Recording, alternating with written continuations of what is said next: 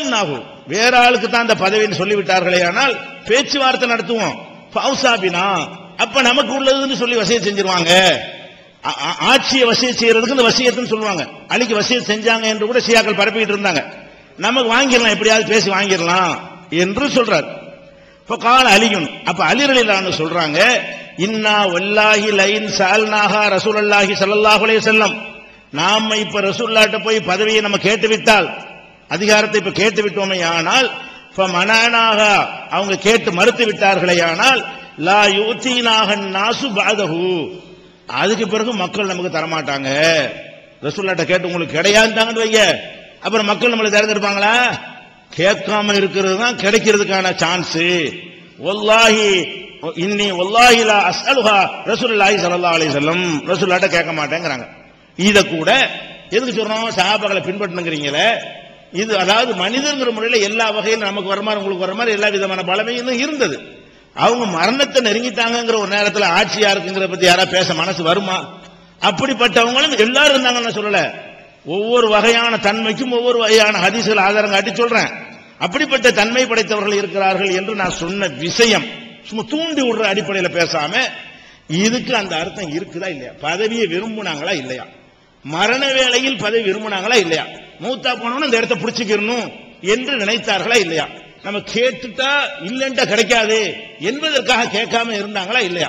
அலி ரலியல்லாஹு அன்ஹு அப்பாஸ் ரலியல்லாஹு அன்ஹு அந்த ரெண்டு பேருடைய உரையாடல் தெரியுதா இல்லையா? இதான புகாரில் உள்ள ஹதீஸ்ல. இதை என்ன நான் கூட்டினா என்ன குறைச்சிட்டேன்?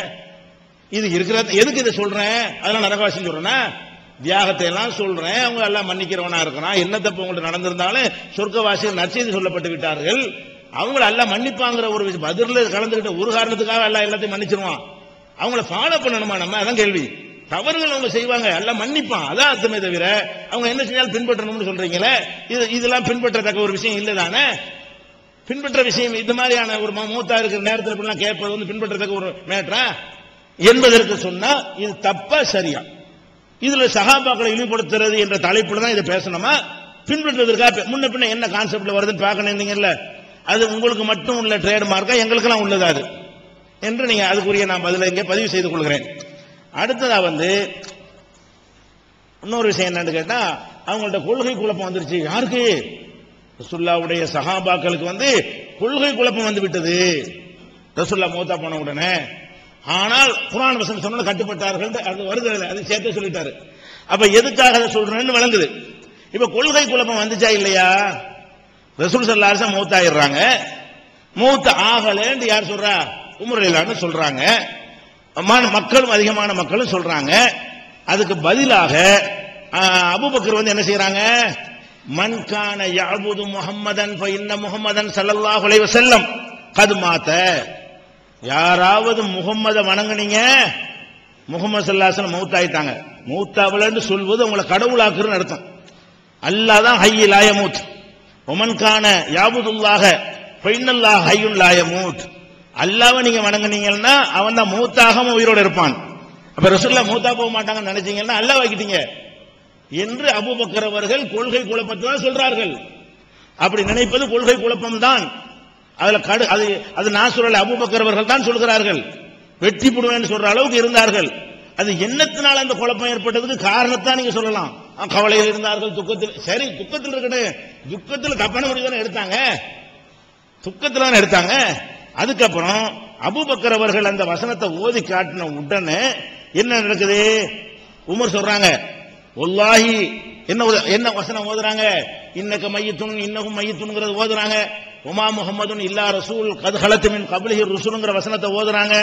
அதெல்லாம் ஓதி முடிச்ச உடனே உமர் சொல்றாங்க, வல்லாஹி லகானன் நாசு லகன்னன் நாஸ் லம் யஅலமு அன்னல்லாஹ அன்ஸல ஹாதிஹில் ஆயா.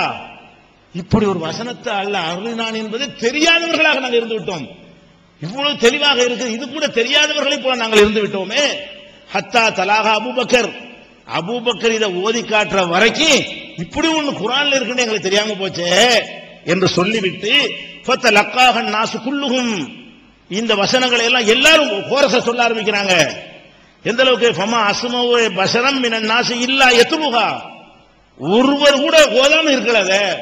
உமா முஹம்மது இல்லா ரசூல் இல்ல மாயிரான சொல்றாங்க, மூத்தானது கன்ஃபார்ம் பண்றாங்க. இதுல நான் என்ன சொல்ல வர்றேன், கொள்கை குழப்பமே உங்கள்ட்ட ஏற்பட்டுச்சுன்னு நான் சொன்னது உண்மை.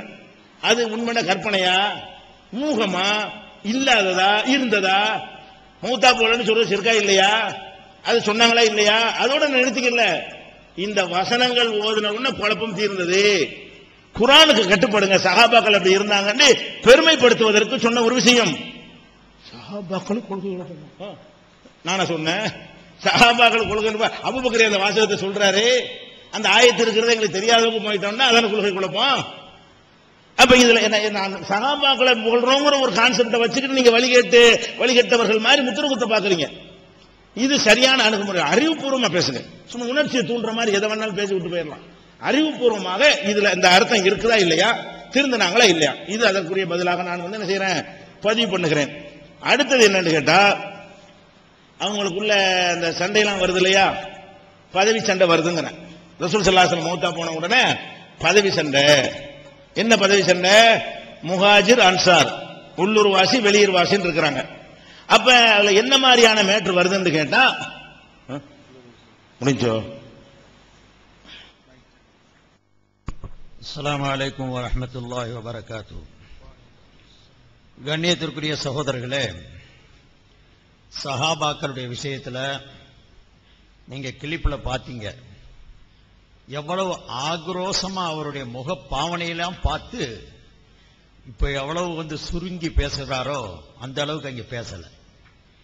அதுல சஹாபாக்கள் மேல இவருக்கு ஒரு தனிப்பட்ட கோபம் இருக்கிறது மாதிரியே அந்த பேச்சு தோரணை, வாசக அமைப்பு, இதெல்லாம் நீங்க பாத்தீங்கன்னு சொன்னா அவங்களுடைய சரித்திரத்தை விளக்குறதுக்கோ, அல்லது நான் கேட்கிறேன், லா தத்தஹிதுஹும் கரதம் மின் பாதி, எனக்கு பின்னால அவங்களை விமர்சிக்காதீங்கன்னு சொல்லிட்டாங்க. அப்புறம் ஏன் விமர்சிக்கணும்? அது ஏன் விமர்சிக்கணும்னு கேட்கிறேன். போய் கேட்டாங்க, அவங்க கேட்காங்க. நான் ஒரு வெளிப்படையான ஒரு கேள்வி கேட்கிறேன். இவர் இந்த விஷயங்களை இந்த தமிழகத்தில் பேசுறதுக்கு முன்னால இந்த செய்தி இப்படி பரவி இருந்துச்சா? சஹாபாக்களுடைய விஷயத்துல புகாரில ரிவாயத் இருக்கத்தான் செஞ்சுச்சு, அதனுடைய மொழிபெயர்ப்புகளும் இருக்கத்தான் செஞ்சுச்சு, மக்கள் அதை பேசிக்கிட்டு தான் இருந்தாங்க.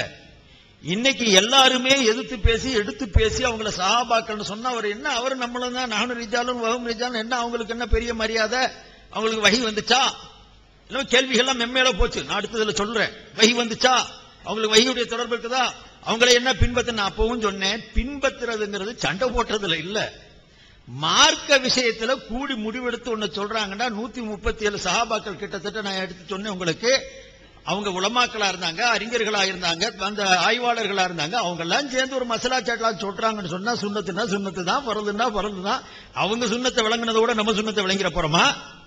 அவங்க ஒரு விஷயத்தை பரந்துங்கிறாங்கன்னா அதை விட நம்ம விளங்கிற போறோமா? ஒவ்வொரு வருஷமும் ஜக்காத்து கொடுக்கணும், வருஷம் கழிஞ்சது பிறகுதான் ஜக்காத்து கடமையாகுதுன்னு அபூபக்கர் ரலியல்லாஹு ஆட்சி காலத்துல செயல்படுத்துறாங்கன்னா அதை விளங்கி ஏத்துட்டு போறதை விட்டு போட்டு ஆயுள்ல ஒரு தடவை ஜக்காத்து கொடுத்தா போதே கொடுத்துருன்னு வந்திருக்கு, கொடுத்துட்டோம் முடிஞ்சிட்டு. இந்த ஆய்வு வரக்கூடாது. அபூபக்கர் ரலியல்லாஹு சொன்ன அந்த சட்டத்தை தான் எடுக்கணும். இதைத்தான் நாங்க சொல்றோம். இங்க போய் சண்டை போட்டுக்கிறாங்க, நம்மள உடனே வா ஜாக்கிர் நாய்க்கு முன்னால நில்லு, நான் இங்க நிக்கிறேன், அப்படியா சொல்ல சொன்னாங்க? அதுலயா பின்பற்றுறதுங்கிற வர்றது? அவங்க பரதுனா பரலா, வாஜிபுனா வாஜிபா, சுன்னத்துனா சுன்னத்தா? ஆமா. அவங்க என்ன சஹாபாக்கள் தன்னுடைய மனதுடைய புறத்திலிருந்து சொல்றாங்கிற அடிப்படையா செய்யறோம். நீங்க தானங்க எழுதிருக்கீங்க, ஒட்டி உறவாடி 23 வருஷ காலத்தில் இருந்தவங்களுக்கு முதல் உரிமை கொடுங்கன்னு எழுதுனீங்களே, முதல் உரிமை கொடுக்க சொல்லி எழுதுனீங்களே. இன்னைக்கு ஏன் மாறுச்சு? அந்த சிஸ்டம் ஏன் மாறுச்சு? மாறினதுக்கு உண்டான என்ன காரணம்? காரணம் வேணுமா இல்லையா? தெல்ல தெளிவா சஹாபாக்களை பத்தி இந்த அளவுக்கு எழுதி, இந்த அளவுக்கு ஆணித்தரமா ஊர்ஜிதமா உறுதிப்பாடோட நாங்க கூட சொல்லல, பேர்களை போட்டு அதுலயும் 4 சஹாபாக்களுக்கு, அந்த குலஃபாவுர் ராஷிதீன்களுக்கு, அப்துல்லா இப்னு மஸ்ஊதுக்கு, அப்துல்லா இப்னு அப்பாஸுக்கு, அவர்களுடைய ஆய்வுகளுக்கு அதுக்கு அந்த வார்த்தையை பயன்படுத்தி இருக்கிறாங்க. சுய நிர்ணய ஆற்றல்களுக்கு முதல் உரிமை கொடுக்கணும். இப்படி சொல்லிக்கிட்டு இருந்தவங்க இன்னைக்கு வந்துகிட்டு அவருக்கு ஏன் அந்த சஹாபாக்களை விமர்சிக்கிறீங்க? சண்டை போட்டுக்கிறத பின்பற்ற மாதிரி சொல்றீங்க நீங்க. அந்த மாதிரி சொல்லலையே, நீங்க இந்த மாதிரி இறங்கி பேசுறீங்களே ஒரு வார்த்தை. சஹாபாக்களுக்கு 3 நிலைமை இருந்துச்சு, அது அப்படித்தான் நாங்க பேசுவோம், இன்னமும் பேசத்தான் செய்வோம், இன்னும் கொஞ்சம் பரப்பத்தான் செய்வோம். அதான அர்த்தம். இவருடைய போங்க அப்படி இருந்துச்சா போடப்ப அந்த கிளிப்ப. அந்த தமத்துண்டு ஹஜ்ஜி ரசூலுல்லாஹ் பண்ணிருக்காங்க, அதை தடை செஞ்சிருக்கிறாங்க.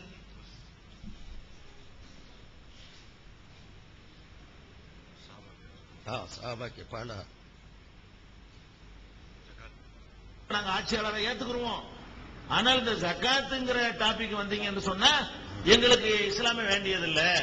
காசு விஷயத்துல மனுஷன் அப்படித்தான் இருக்கிறான். உசரிய கொடுத்த ஒரு சஹாபாக்கள், அல்லாஹ்வுக்காக எவ்வளவு தியாகங்களை செய்த சஹாபாக்கள், கஷ்டப்பட்டவர்கள், இந்த காசு விஷயம் வந்தோன்னு என்ன பண்ணிடுறாங்க, அப்படியே கூட்டம் கூட்டமா மசூரா பண்ணி என்ன, அவர்கள் கூட்டம் கூட்டமாக வாழக்கூடிய சமுதாயம் அரபு சமுதாயம், கோத்திரமா தான் இருப்பாங்க.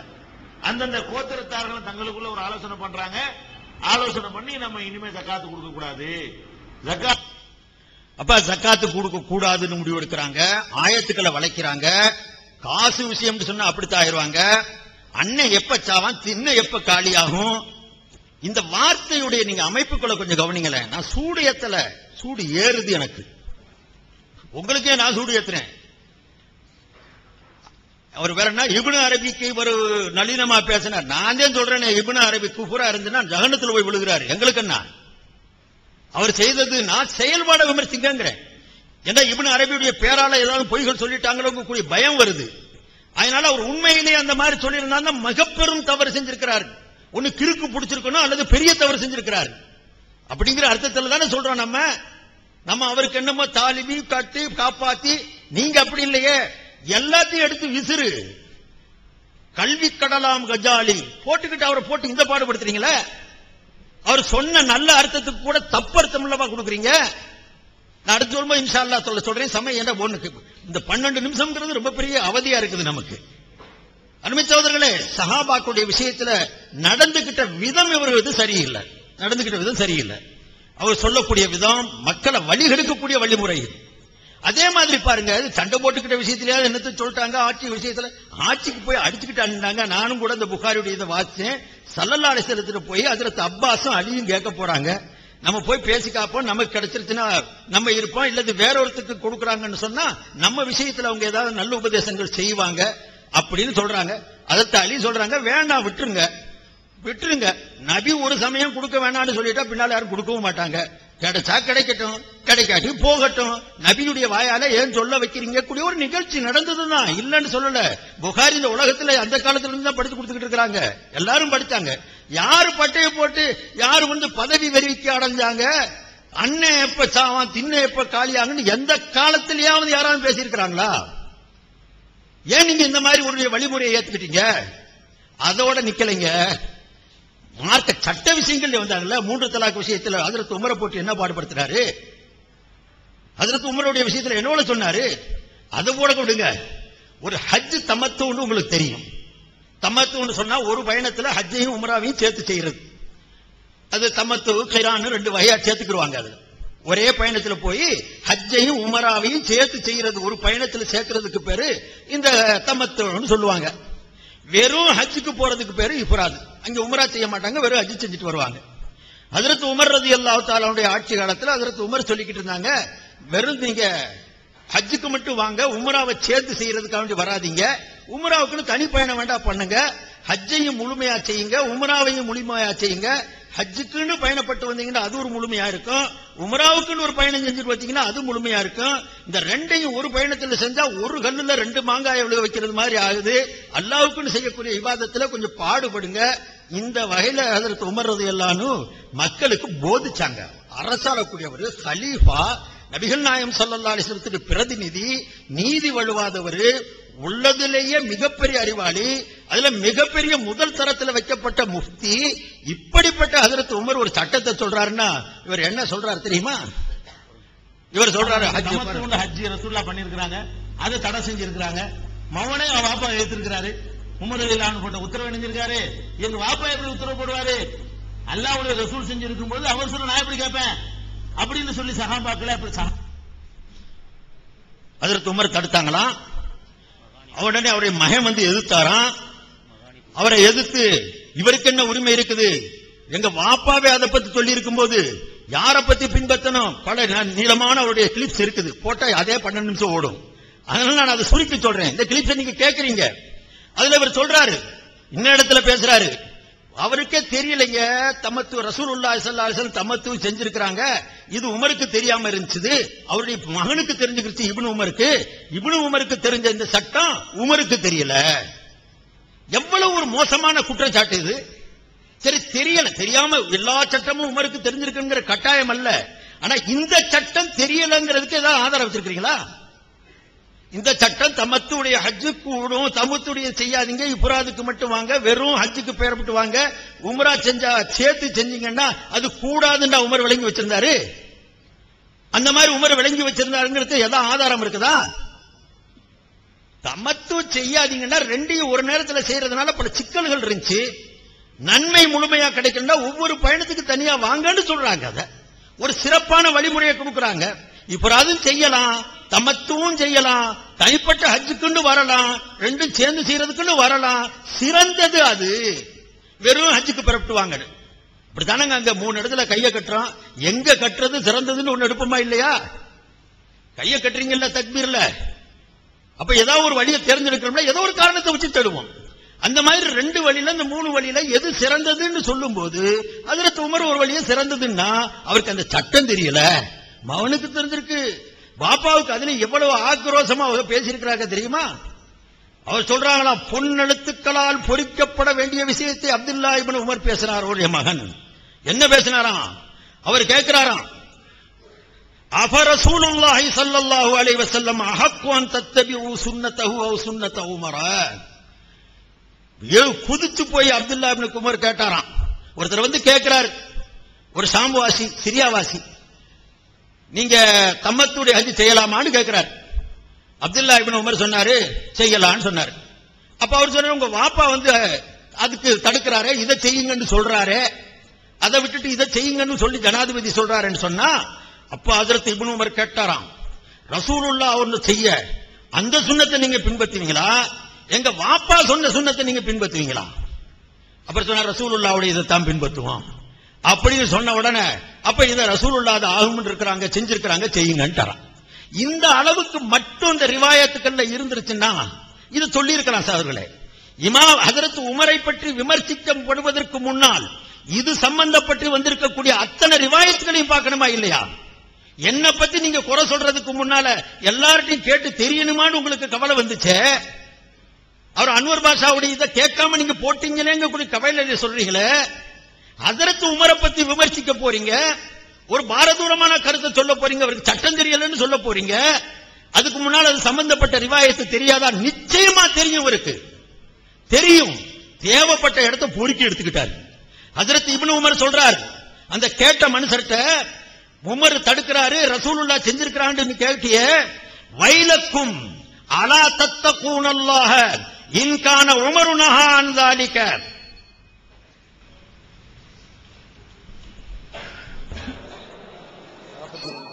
அஸ்ஸலாமு அலைக்கும் வரஹ்மத்துல்லாஹி வபரகாத்துஹு.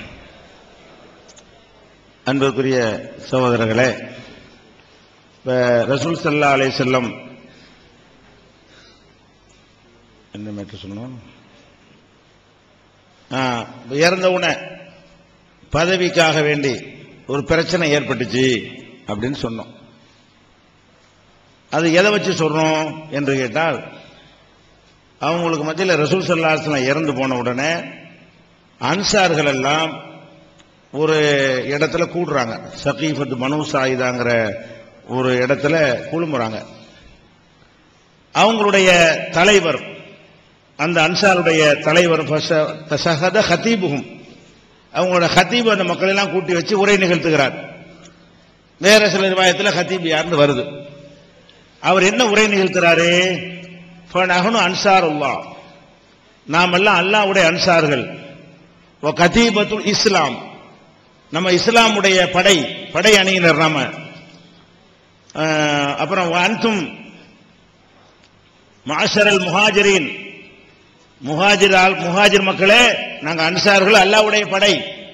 முஹாஜிர் நோக்கி சொல்றாரு, வான்தும் மாஷரல் முஹாஜிரின், முஹாஜிர் மக்களே, நீங்க வந்து ரஹத்துன் கது தஃபத் தாஃபத்தும் மின் கௌமிக்கும், நீங்கள் யார் என்று கேட்டால் இரவோடு இரவாக இங்கே வந்த ஒரு கூட்டம். நீங்க ராத்திரி அங்க வந்தீங்க, அப்படின்னு சொல்லிட்டு அப்புறம் இன்னஹும் யுரீதுன ஐயத்த அரபியன் மாசம் சைனால எங்களுடைய ஊரை விட்டு எங்களை வெளியேற்றுவதற்கு அவங்க நினைக்கிறார்கள். அகலனூனமினல் அம்ரி, இந்த அதிகார பதவியிலிருந்து எங்களை அப்புறப்படுத்த இவங்க நினைக்கிறார்கள் அப்படின்னு சொல்லி உரை நிகழ்த்துறாங்க. அன்சார்கள்ட்ட சொல்றாரு, நம்ம தான் அல்லாஹ்வுடைய படை, அல்லாஹ்வுடைய உதவியாளர்கள், இந்த முஹாஜிர்கள் வந்த ஆளுக்க நம்ம தான் ஹெல்ப் பண்ணணும், இப்ப நம்மளே வெளியேற்றிட்டு அவங்க ஆட்சி பிடிக்க பாக்குறாங்க அப்படின்னு அன்சார்கள்ட்ட பேசுறாங்க. இதெல்லாம் விமர்சிக்கிறது சொல்றது இல்ல, நடந்த விஷயங்கள். இது புகாரில் 6830வது ஹதீஸ்ல இந்த உரையாடல் இடம்பெறுகிறது. அது மாத்திரம் இல்லாம அங்க பயங்கரமான கூச்சல்லாம் வருது. கஸ்ருல் லகத்து, பயங்கரமான கூச்சல் ஏற்படுகிறது.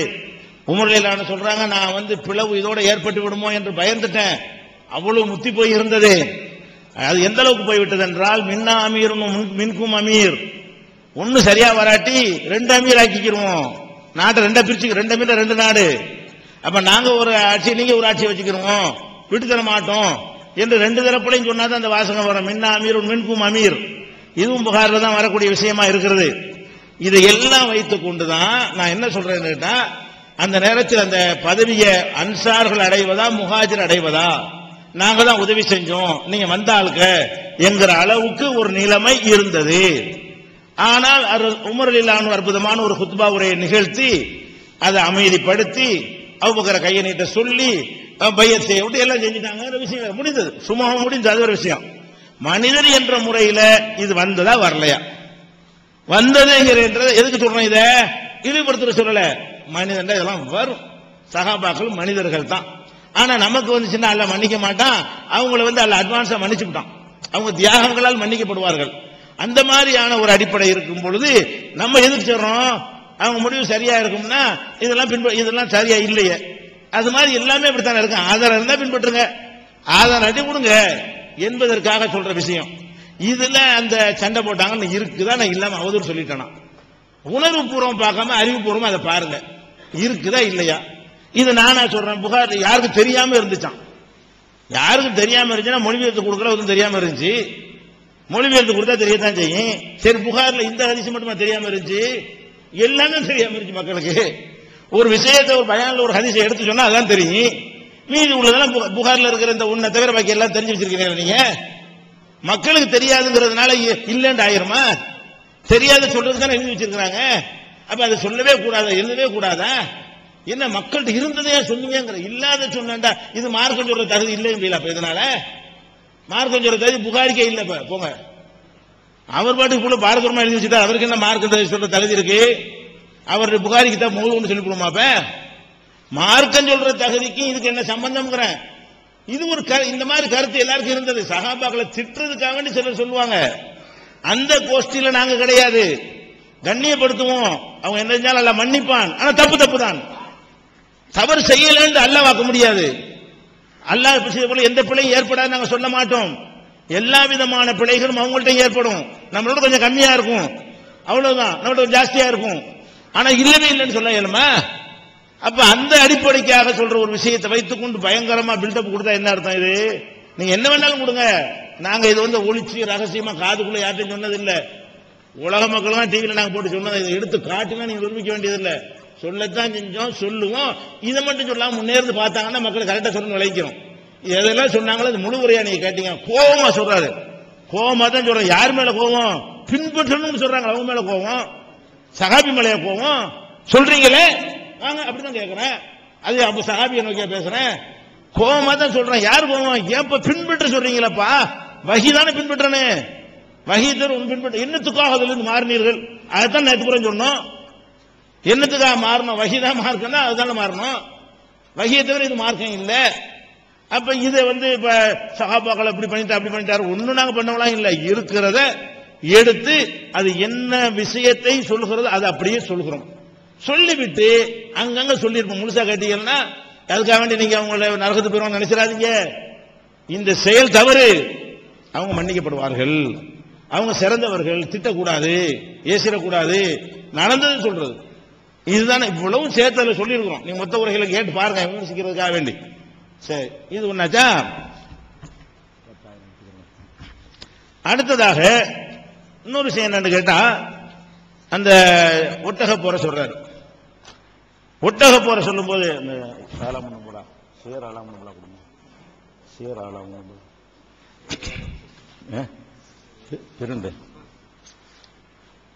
அப்ப ஒட்டக போற நான் சொன்ன ஒரு கேள்விக்கு போடுறாரு.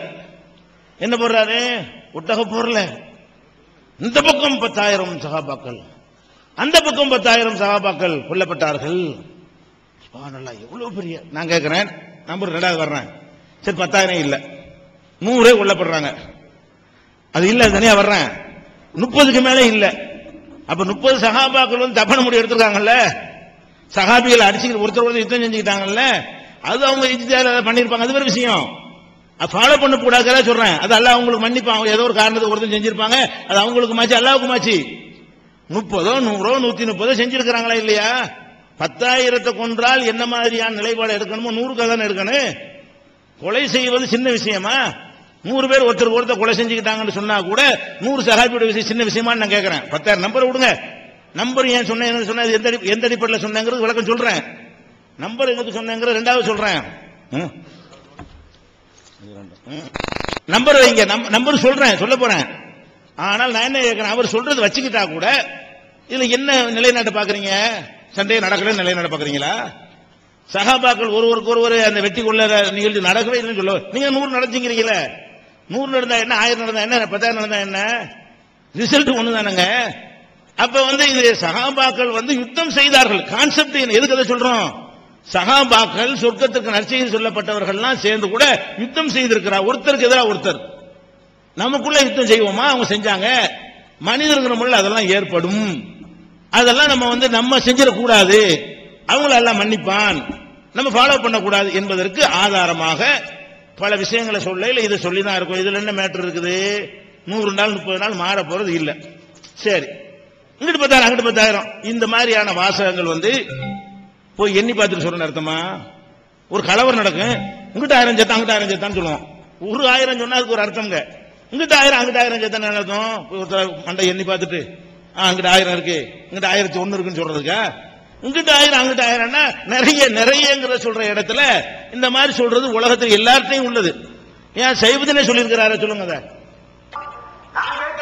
அதை மூலமாக வட்டாரத்தில் 20 தொலைக்கப்பட்டிருந்துச்சு.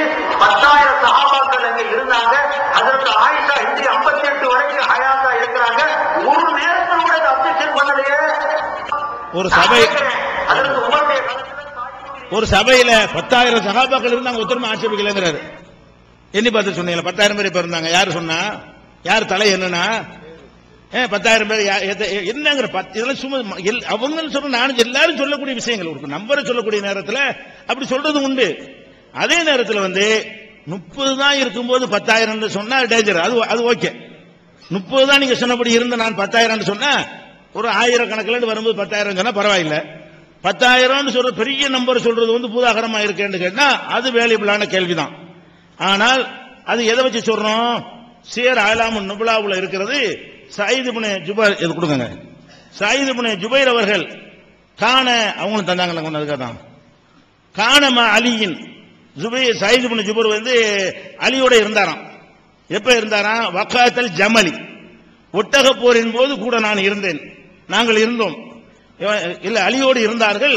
8 மினல் அன்சார், 800 அன்சார்கள் இருந்தார்கள். 400 மிம்மன் ஷஹித பையத் ரில்வான், பையத் ரில்வான்ல அந்த உடன்படிக்கை நடக்கும்ல மரத்துக்கடியில, அதுல கலந்து கொண்ட சஹாபாக்களில் ஒரு 400 பேர்.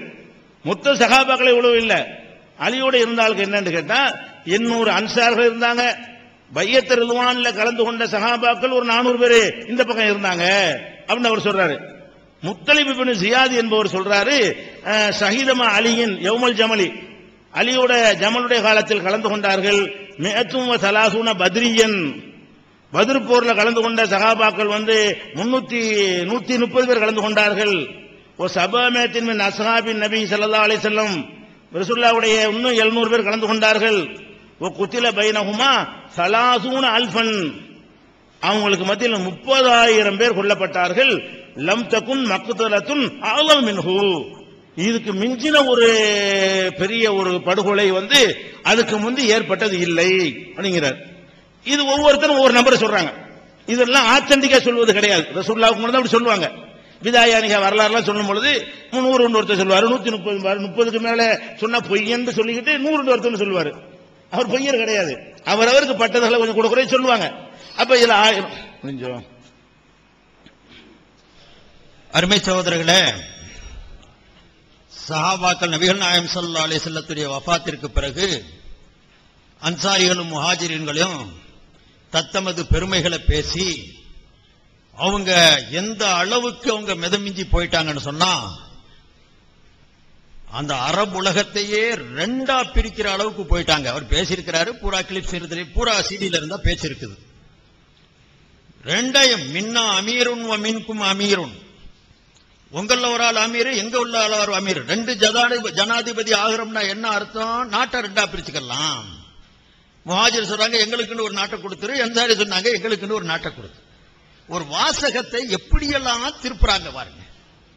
நபிகள் நாயகம் ஸல்லல்லாஹு அலைஹி வஸல்லம் வஃபாத் ஆயிடுறாங்க. அதுக்கு பிறகு சுத்துக்கு சுத்து எதிரிகள். அந்த எதிரிகளை நிர்வகிக்கணும்னு சொன்னா முதல் நாட்டுடைய பொறுப்பை ஏற்கணும். அந்த நாட்டை காப்பாத்துறதுக்கு உண்டான பொறுப்பு எல்லாருக்கும் இருக்குது. அப்ப அவங்கள ஒவ்வொருத்தரும் யோசிக்கிறாங்க, இந்த நாட்டை காப்பாத்துறதுக்காக வேண்டி நான் அதுக்கு உரியவன், நான் செய்யணுங்கிறாங்க. அனு கத்தீபுல் இஸ்லாம், நாங்க படை வீரர்கள். இதெல்லாம் அவங்களுடைய இதை சொல்லி என்ன விரும்பினாங்க? நாட்டை ஒன்றுபடுத்தி எப்படியாவது வரணும் ஒரு ஆலோசனை நடக்குது. ஆலோசனை கூட்டத்தில் சமயத்தில் பேச்சுக்கள் ஆகிறது தான். இவங்க ஆலோசனை கூட்டங்கள்ல நடக்கலையா? அவங்க என்னென்னலாம் பேசிக்கிட்டாங்க. அவர் சொன்னா கோவப்படுவாரு. அவரை பத்தி எழுதியிருக்கும் போது அவர் சொல்றாரு, ஏதோ ஒரு சாதாரண விஷயத்தில் 4 பேர் சாட்சியாக வச்ச ஒரு எழுதியிருக்கிறாங்க, இதுல மட்டும் நீ மார்னியாக்கும் அபூ ஜஹலோட மோசமான வேண்டும் இவரே பிஜேபி பேசியிருக்கிறார். ஒரு சாதாரண விஷயத்துக்கு அபூ ஜஹலோட மோசமா போற அளவுக்கு அவர் அபூ ஜஹல் ஆகிறாருங்கிற அர்த்தம் அல்ல. ஒரு சின்ன விஷயமா இருக்கும், ஒரு சாதாரண விஷயமா, அது எந்த உணர்வு பத்திரிக்கை விஷயமா அல்லது கட்டட விஷயமா காசு விஷயமா எனக்கு அது தெரியல, சந்திரன் அதுக்கு அதுல நான் ஈடுபடவும் விரும்பல. ஏதோ ஒரு சின்ன விஷயம் நடந்திருக்கும். முன்னாள் சகாக்கள் ஜவாஹிருல்லாவை போன்று ஒரு நல்ல மனிதரை நான் பார்த்ததே இல்லைன்னு இவரே வாக்குமூலம் கொடுத்திருக்காரு. நான் படிச்சிருக்கிறேன். நான் ஜவாஹிருல்லாவை உண்மையை சொன்னா நான் ஜவாஹிருல்லாவை நான் பார்த்தது கூட கிடையாது. போட்டோவில் பார்த்திருக்கிறேன். எனக்கு எந்த தொடர்பும் கிடையாது. அன்வர் பாஷா எப்படி சொன்னாரோ அந்த மாதிரி தான். அறவே சம்பந்தம் இல்லை. நான் அவருக்கு சப்போர்ட்டா பேச வந்துட்டு அப்படின்னு யாரும் தயவு செய்து நினைச்சாங்க. எனக்கு யாரும் இவங்க சம்பந்தம் கிடையாது. இன்னும் சொல்ல போனா இவங்க எல்லாம் ஒரு கொள்கை தான். வழங்குதா? அப்போ ஒரு சிறு விஷயம் கூட இருந்தவர்கள் தான். ஆனா ஒரு சிறு பிரச்சனை வந்தவுடனே என்ன நடந்தாரு? தன்னுடைய பேச்சை சொல்றதுக்காக வேண்டி நான் யார் தெரியுமா? அபூ ஜஹலோட மோசம். சரி, அவர் எலெக்ஷன்ல நின்றாரு. ஒரு முஸ்லீம் நிக்கிறானேன்னு போட்டு பேசாமையாவது இருந்துடலாம். வரிஞ்சு கட்டி சத்தியமிட்டுல உங்க பரப்பிட்டாங்க, ஜெயிக்க விட மாட்டேன்ட்டு. இதுதான் நம்மளோட போய் சஹாபாக்களை சேர்க்காதீங்க. நம்மள மார்த்தங்க ஒரு மனுஷன் ஒரு காலத்திலும் நினைக்காதீங்க. பிரச்சனை வந்துச்சு, ஆலோசனை நடக்குது. ஆலோசனையில சில பேர் பேச்ச சொல்லுவாங்க, சில பேர் பேச்ச வாங்குவாங்க. அப்ப கடைசி அவங்க என்ன சொல்ல வர்றாங்கன்னு சொன்னா, 2 பேரும் கூட்டாட்சிய மின்னா அமீரும் மின்கும் அமீருன்னா நாட்டை பிரிக்கணுங்கிறது கட்டாயமா? என்டிஏவா இருந்துடக்கூடாதா? பார்ட்டியா சேர்ந்து ஆட்சி செய்யறது இல்லையா? அந்த மாதிரி கூட ஒரு யோசனை வந்துச்சு. இதெல்லாம் அவங்களுடைய உள்ளங்கள்ல இருக்கல. நாட்டை யாரும் துண்டுபற்றக்கூடாது, எதிரிகளுடைய தாக்குதல் வந்துடக்கூடாது. நபிகள் நாயகம் ஸல்லல்லாஹு அலைஹி வஸல்லம் இப்படி எதிர்பாராத விதமாக திடீர்னு நம்மளை விட்டு போயிட்டாங்க. நிலை குலைந்த நிலையில இருக்கிறாங்க. தன்னையே சமாளிக்க முடியாத அந்த நிலையில இருந்துகிட்டு இப்படி ஒரு விஷயங்கள் நடக்குதுன்னா இத நாட்டை ரெண்டா பிரிக்கிற அளவுக்கு போயிட்டாங்க. பதவி வெறி வந்துருச்சு, பதவி கிறுக்கு வந்துருச்சு. வார்த்தையை நீங்க கொஞ்சம் யோசிச்சு பாருங்க. ஒரு சம்பவத்தை சொல்றதுக்கு, புகாரியுடைய ரிவாயத்தை சொல்றதுக்கு இதுதான் வழிமுறையா? 10,000 சஹாபா வெட்டினாங்கன்னா உடனே அவர் ஒரு ரிவாயத்தை தூக்கி போட்டாரு. அவர் நல்லா தெரியும் அவருக்கு. யுத்த களத்தில் இருக்கக்கூடிய ரிவாயத்துகள் பலவிதமா வந்திருக்குது. அதுல சரியா சொல்றதா இருந்து சொன்னா, அல் பிதாயா வன் நிஹாயாவுல முஹம்மது இப்னு சீரின் இந்த ரிவாயத்தை சொல்றது, ஹாஜத்தில் ஃபித்னத்து வ அஸ்ஹாபு ரசூலில்லாஹி ஸல்லல்லாஹு அலைஹி வஸல்லம் அஷராத்தில் உலூஃப் ஃபலம் யஹ்துருஹா மின்ஹும் மிஅத்துன் பல் லம் யப்லுகு 30. ஃபித்னாவுடைய காலத்துல பல்லாயிரக்கணக்கான சஹாபாக்கள் இருந்தாங்க. ஆனா அந்த ஃபித்னாவுடைய ஈடுபாடுல 100 பேர் கூட போய் சேரல. மீறி 30 பேர் தான் கலந்துக்கிட்டாங்கன்னு இருக்குது. அதை சொல்லிட்டு அவர் சொல்றாரு, பல அறிவிப்புகள் ஏராளமா சொல்றான். 70,000, 30,000, 40,000 எல்லாம் சொல்லுவானுங்க. வஹாதல் இஸ்னாது, இந்த ஆதாரம் இருக்குதே, இந்த செய்தியுடைய ஆதாரம் மின் அஸஹி இஸ்னாதி அலா வஜ்ஹில் அர்தி, உலகத்தில் இருக்கக்கூடிய சனதுகளிலேயே மிக பலமான சனது, மிக பலமான ஆதாரத்தை கொண்டு இது நிரூபணமானது. ومحمد بن سيرين من أورع الناس في منطقه ومراسيله من أصح المراسيل. முகமது இப்னு சீர் உண்மை பேசுறவரு, அவர் இடையில சஹாபியுடைய பேரை விட்டுட்டு சொன்னா கூட மிகவும் அது பலமா இருக்கும். அப்படிங்கிற ரீதியில சான்றிதழ் வழங்கப்பட்ட பலமான அறிவிப்பு. சஹாபாக்களை பத்தி சொல்லும் போது இந்த ரிவாயத்தை எடுத்துட்டு போறது, அந்த 30,000 100,000 ரிவாயத்தை விட்டு போட்டு ஒரு சஹீஹான சனதை எடுத்து பேசணும். அப்ப தேடி பிடிச்சி இன்னொரு பலபீனமான அந்த சனதுடைய அறிவிப்புகளை செய்திகளை எடுத்துக்கொண்டு வச்சு பேசுறீங்கன்னு சொன்னா இது சஹாபா மக்கள் மேல இருக்கக்கூடிய அனுதாபமா, பச்சாதாபமா, பாசமா, மரியாதையா? இது மதிக்கிறதா மிதிக்கிறதா? இது என்ன மாதிரி வார்த்தையை பயன்படுத்தி இருக்கீங்க? அதை சொல்லுங்கன்னு சொன்னா நாங்க அதுக்காக சொன்னோம் அப்படின்னு சொல்றீங்களே. அருமை தோழர்களே, ஒரு சாதாரண விஷயத்துக்காக வேண்டி பேசிட்டா நான் அடுத்த விஷயத்தை நான் சொல்றேன். இந்த இதையும் சொன்ன தமத்துடைய விஷயத்துல, ஹஜ்ரத் உமர் ரலியல்லாஹு அன்ஹுடைய விஷயத்துல ஹஜ்ரத் இப்னு உமர் என்னன்னு சொன்னாங்க தெரியுமா? அல்லாஹு அக்பர், உமர் மேலையா நீங்க இந்த மாதிரி ஒரு அவதூற சொல்றீங்க, தமத்துவ பத்தி தெரியாதுன்னு சொல்றீங்க? அவர் சொல்றாரு, வைலக்கும், அட நீங்க நாசமா போக. அப்துல்லா இப்னு உமர் கேட்கிறார், யாரு உங்க வாப்பா தடுத்திருக்கிறாரே, உங்க வாப்பாவே தடுத்திருக்கிறாரேன்னு சொன்ன போது நீ நாசமா போக. அலா தத்தகூன் அல்லாஹ், அல்லாஹ்வுடைய பயம் உங்களுக்கு இல்லையா? இன்கான உமரு நஹான் தாலிக் ஃபயப்தகி ஃபீஹில் கைராத் யல்தமிசு பிஹி தமாமல் உம்ரதி ஃபலிம துஹர்ரிமூன தாலிக.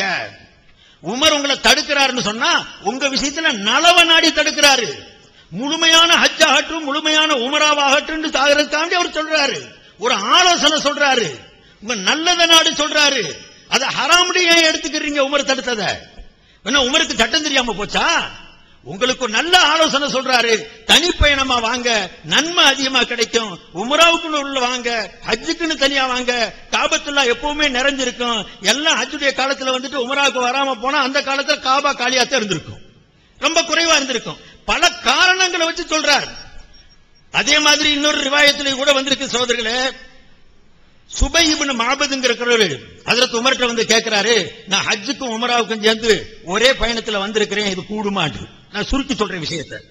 ஹஜ்ரத் உமருக்கு சட்டம் தெரியாம இருந்திருந்தா என்ன சொல்லியிருக்கணும்? வெறும் ஹஜ்ஜுக்கு மட்டும் வா, உமராவை செய்யாத, அப்படி எல்லாம் சொல்லியிருக்கணும். நான் ஹஜ்ஜும் உமராயும் சேர்த்து நான் இஹ்ராம் கட்டி இருக்கிறேன்னு சொன்னவருக்கு என்ன சொல்றாரு? ஹுதீத லி நபியிக ஸல்லல்லாஹு அலைஹி வஸல்லம் சுன்னத்தி நபியிக ஸல்லல்லாஹு அலைஹி வஸல்லம், உங்க நபியுடைய சுன்னத்துப்படி நீங்க நேர்வழி காட்டப்பட்டிருக்கீங்க, நீங்க வழியை பெற்றிருக்கீங்க, அதுவும் சுன்னத்து தான், நபி செஞ்சிருக்கிறாங்க தான். எங்க உமருக்கு சட்டம் தெரியாட்டி இதை சொல்லுவாரா? அவர் கேட்கிறாரு, ரெண்டுக்கும் சேர்த்து நான் ஏறாம கட்டியிருக்கேன், நல்லதுதான், சுன்னத்து இது, ரசூலுல்லாஹ் செஞ்சிருக்கிறாங்கன்னு உமர் சொல்றாருன்னு சொன்னா அப்ப உமருக்கு சட்டம் தெரியலையா? அப்ப உமருக்கு சட்டம் தெரியல, சைபுதீன் ரஷாதிக்கும் பிஜேபிக்கும் சட்டம் தெரியுதுன்னா இது எங்க போய் சொல்றது? இதனாலதான் சொல்றேன் சார்களே, சஹாபாக்களுடைய விஷயத்தில் இவர் நடந்து கொண்ட முறை தீன படுகுழியில தள்ளக்கூடிய முறை. நான் தான் சொல்றேன்ல, அபூதுரா ராஜி சொன்னாங்க, சஹாபாக்களை குறைச்சு வீழ்த்தி யாராவது பேசுறாங்கன்னா அவன் உண்மையான மூமினா இருக்க முடியாது. ஃபதாலிக ஜிந்தீகுன், ஏண்டா அவங்க குர்ஆன் ஹதீஸுக்கு நமக்கு சாட்சியாளர் இருக்கக்கூடிய சஹாபாக்களை வீழ்த்திட்டா குர்ஆன் ஹதீஸ் தன்னை போல வீழ்ந்து போயிடும். இந்த குர்ஆனையும் ஹதீஸையும் விலக்கி நமக்கு பெற்றுக் கொடுத்த நன்மக்கள் அவங்க. இதனாலதான் நபி அவங்களை கண்ட்ரோல் பண்ணாங்க, அவங்களை விமர்சிக்காதீங்க. நாடாளக்கூடிய சுப்ரீம் கோர்ட் நீதிபதி யாரும் விமர்சிக்க கூடாதுன்னு சொல்லுவாங்க. காரணம், விமர்சிச்சோம்னா பெரிய பித்தனாவாகும், அது நீதித்துறையை சாடிரும், என்னென்னமோ ஆகி போயிடும். இங்க என்னமோ சட்டம் எப்படி இருந்துட்டு போகுது. நபி போட்ட கண்ட்ரோலுக்கு என்ன காரணம்? குர்ஆன் பாதிச்சிடக்கூடாது. இப்ப என்ன எல்லாரும் சொல்லிடுவான், பதவி பெருவிக்கு அடிச்சுக்கிட்ட இந்த ஆளுக குர்ஆனை எப்படிங்க ஒன்னா சேர்த்திருப்பாங்க? தமத்துடைய சட்டமே தெரியாத உமர் எப்படிங்கிற குர்ஆன் விஷயத்துல ஒழுங்கா இருந்திருப்பாரு? மக்களுக்கு மத்தியில சந்தேகம் வந்துடாதா? நீங்க மக்களுக்கு நல்லதையா செஞ்சிட்டீங்க? சாதாரண மக்களை நல்ல நிலையில இருந்தவங்களுக்கு மனசுல ஊசலாட்டத்தை போட்டு விட்டீங்கல்ல, குர்ஆன் இஜ்மா இல்லைன்னு சொல்லி போட்டீங்க, உமர்களுக்கு சஹாபாக்களுக்கு சட்டம் தெரியலன்னு சொல்லி போட்டீங்க. இப்படியே போனா சகோதரர்களே, அப்புறம் இந்த தீனை யாரு தான் காப்பாத்து? தீன் இருக்கும் இன்ஷா அல்லாஹ். நம்மளால இயன்ற அளவிற்கு ஒரு இத விளக்கத்தை கொடுக்கணுங்கிற கூடிய முறையில தான் இதை நம்ம உங்களுக்கு மத்தியில எடுத்து வச்சுக்கிட்டு இருக்கிறோம். இது மட்டுமல்ல, பெரிய பெரிய சஹாபாக்குடைய விஷயத்துல இவர் சட்டம் தெரியல இதே வழியை தான் சொல்றாரு. ஹஜ்ரத் அப்துல்லா இப்னு மஸ்ஊத் ரலியல்லாஹு அன்ஹு மிகப்பெரிய சஹாபி, ஹிப்ருல் உம்மத்துன்னு உங்களுக்கு சொல்லுவாங்க, விளக்கமான ஒரு சஹாபி, நபியுடனே இருந்தவங்க. அவருக்கு சொல்றாரு, அவர் ருக்கு செய்யவே தெரியல. தொழுகையில அவர் இப்படி ரெண்டு கையையும் காட்டி தொடைக்கு இடையில வச்சு ருக்கு செஞ்சுக்கிட்டு இருந்தாரு. அது ஒரு காலத்துல ருக்குவா இருந்துச்சு, அதை தெரியாமே அவர் செஞ்சுக்கிட்டே இருந்தாரு. அவர் தெரியாமே செஞ்சுக்கிட்டு இருந்தாரு. அபூபக்கர் ஏன் சொல்லி தரல, உமர் ஏன் சொல்லி தரல, அவருக்கு உஸ்மான் ஏன் சொல்லி தரல, இப்படி எல்லாம் செய்யக்கூடாது, ருக்கு இப்படி செய்யணும் ஏன் தடுக்கல யாரும்? அவர் வயசு பூரா அப்படித்தானே ருக்கு செய்துக்கிட்டு இருந்தாரு. அப்ப அவருக்கு ருக்குடைய செயல் தெரியலன்னு அர்த்தமா? ஹதீஸ எடுத்து பார்த்து நான் சொன்னது மாதிரி அவர் ஈமான் கொண்டிருக்கிற ஃபத்வா பாரி எடுத்து பார்த்தாலே அதுலயே அவர் விவரமா எழுதுறாரு. ஈமான் கொண்டதுன்னா நம்புறங்கிற அர்த்தம். அதிகமா நம்புறாரு. நான் நம்ப வேண்டிய கிதாபு, நான் அதை மறுக்கல. அந்த மாதிரி கிதாபை பார்த்துட்டா அதே கிதாபுல விளக்கமா எழுதுறாங்களே, சுத்தமா எழுதுறாங்க. ரெண்டு வகையான ருக்குவுடைய முறை இருந்துச்சு. அந்த ரெண்டு வகையான ருக்குவுல முதலாவது வகை இப்படி ரெண்டு கையையும் மடக்கி தொடக்கி இடையில வச்சு செய்யற ருக்கு, இன்னொன்னு முட்டுக்கால பிடிச்சு முடிக்கிற ருக்கு. ஹஜ்ரத் அப்துல்லா இப்னு மஸ்ஊத் ரலியல்லாஹு அன்ஹு விளங்குனது என்ன? இந்த ரெண்டுமே நபி வழி.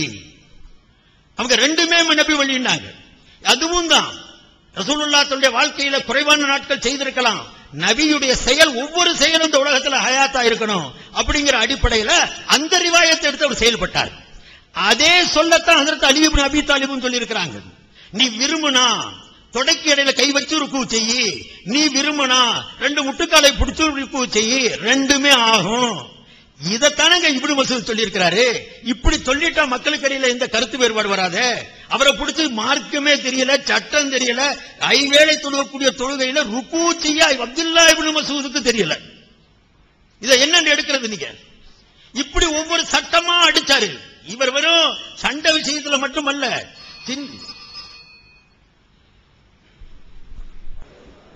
அஸ்ஸலாமு அலைக்கும் வரஹ்மத்துல்லாஹி வபரகாத்துஹு. அன்புள்ள சகோதரர்களே, சில அமர்வுகளாக நம்ம சொல்றோமே அவன் சொல்றதுக்கு பதிலே சொல்லிட்டு இருக்கிறோம் இல்லையா? நாமளும் அவர் என்னென்ன செஞ்சாருங்கிறத போடாம அப்படியே அவர் சொல்றதுக்கு பதிலே சொல்லிட்டு இருக்கிறத விட நம்மளும் போடணும். அதனால ஒன்று போட்டுட்டு பதில். நாங்க எங்க சைட்ல இருந்து அவர் என்னென்னலாம் பித்தலாட்டம் பண்ணாரு நான் கவுண்டரே கொடுத்துட்டு இருக்கேன் கவனமின்மையில. சரி இதை போடுங்க,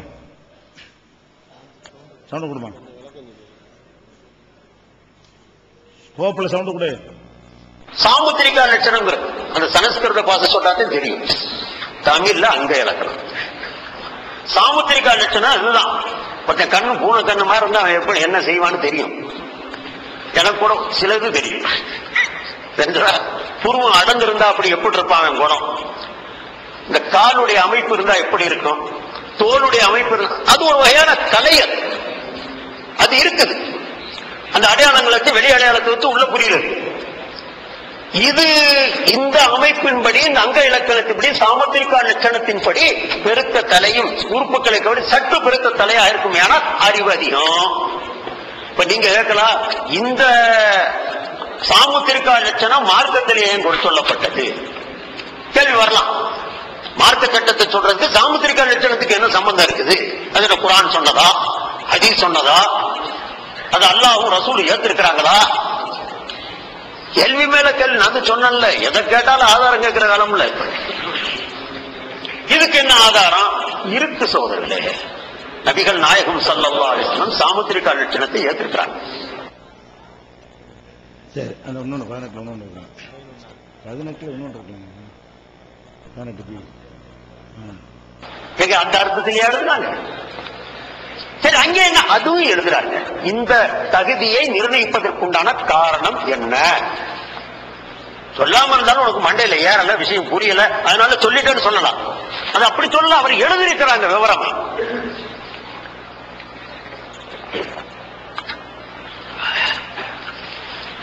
என்ன எழுதியிருக்காங்க தெரியுங்களா? ஏனென்றால் எந்த மனிதனுடைய மனைவி அழகியாக இருப்பாளோ அவன் அடுத்த பெண்களை பற்றி சிந்திக்க மாட்டான். மனைவி கொஞ்சம் அவலட்சணமா இருந்தா நமக்கு இப்படி வந்து வாசிச்ச வேற ஏதாவது பார்க்கலாமே, மேயலாமே, கொஞ்சம் சிந்திப்பான். மனிதனுடைய இயல்ப நாடி முடிச்சு பார்த்து எழுதுறாங்க. அன்புள்ள சோர்ல ரெண்டு தனித்தனி விஷயத்தை சொல்லுங்க. ஒரு நம்பரை போட்ட ரெண்டு தனித்தனியா வைக்கிறேன். முதல் சொன்ன விஷயம் என்னன்னு கேட்டா, இமாமுக்கு தகுதி மண்டை பெருசா இருக்கணும்னு இருக்குது மதுஹப் கிதாபுல. சும்மல் அக்பரு ரசன், மண்டை பெருசா இருக்கணும். நான் கிண்டலா கூட சூப்பு போடுறதுக்கான்னு கூட கேட்டிருக்கிறேன். மண்டை பெருசா இருக்கணுங்கிறீங்களே, சூப்பு போடுறதுக்கான்னு கேட்டிருக்கிறேன். அதை கூட சொன்னாலும் சொல்லுவாரு. சரி, மண்டை பெருசா இருக்கணுங்கிறீங்க, இமாமுடைய தகுதிக்கு மண்டை பெருசா இருக்கணும் சொல்றீங்க அப்படின்னு கேட்டா, அதுக்கு அவர் சொல்றாரு, சாமுத்திரியா லட்சணம்னு ஒண்ணு இருக்குது. மண்டை இப்படி இருந்தா அவனுக்கு இப்படி இருக்கும், கை இப்படி இருந்தா அவன் இந்த மாதிரி இருப்பான், கால் இருந்தா இப்படி இருப்பான்.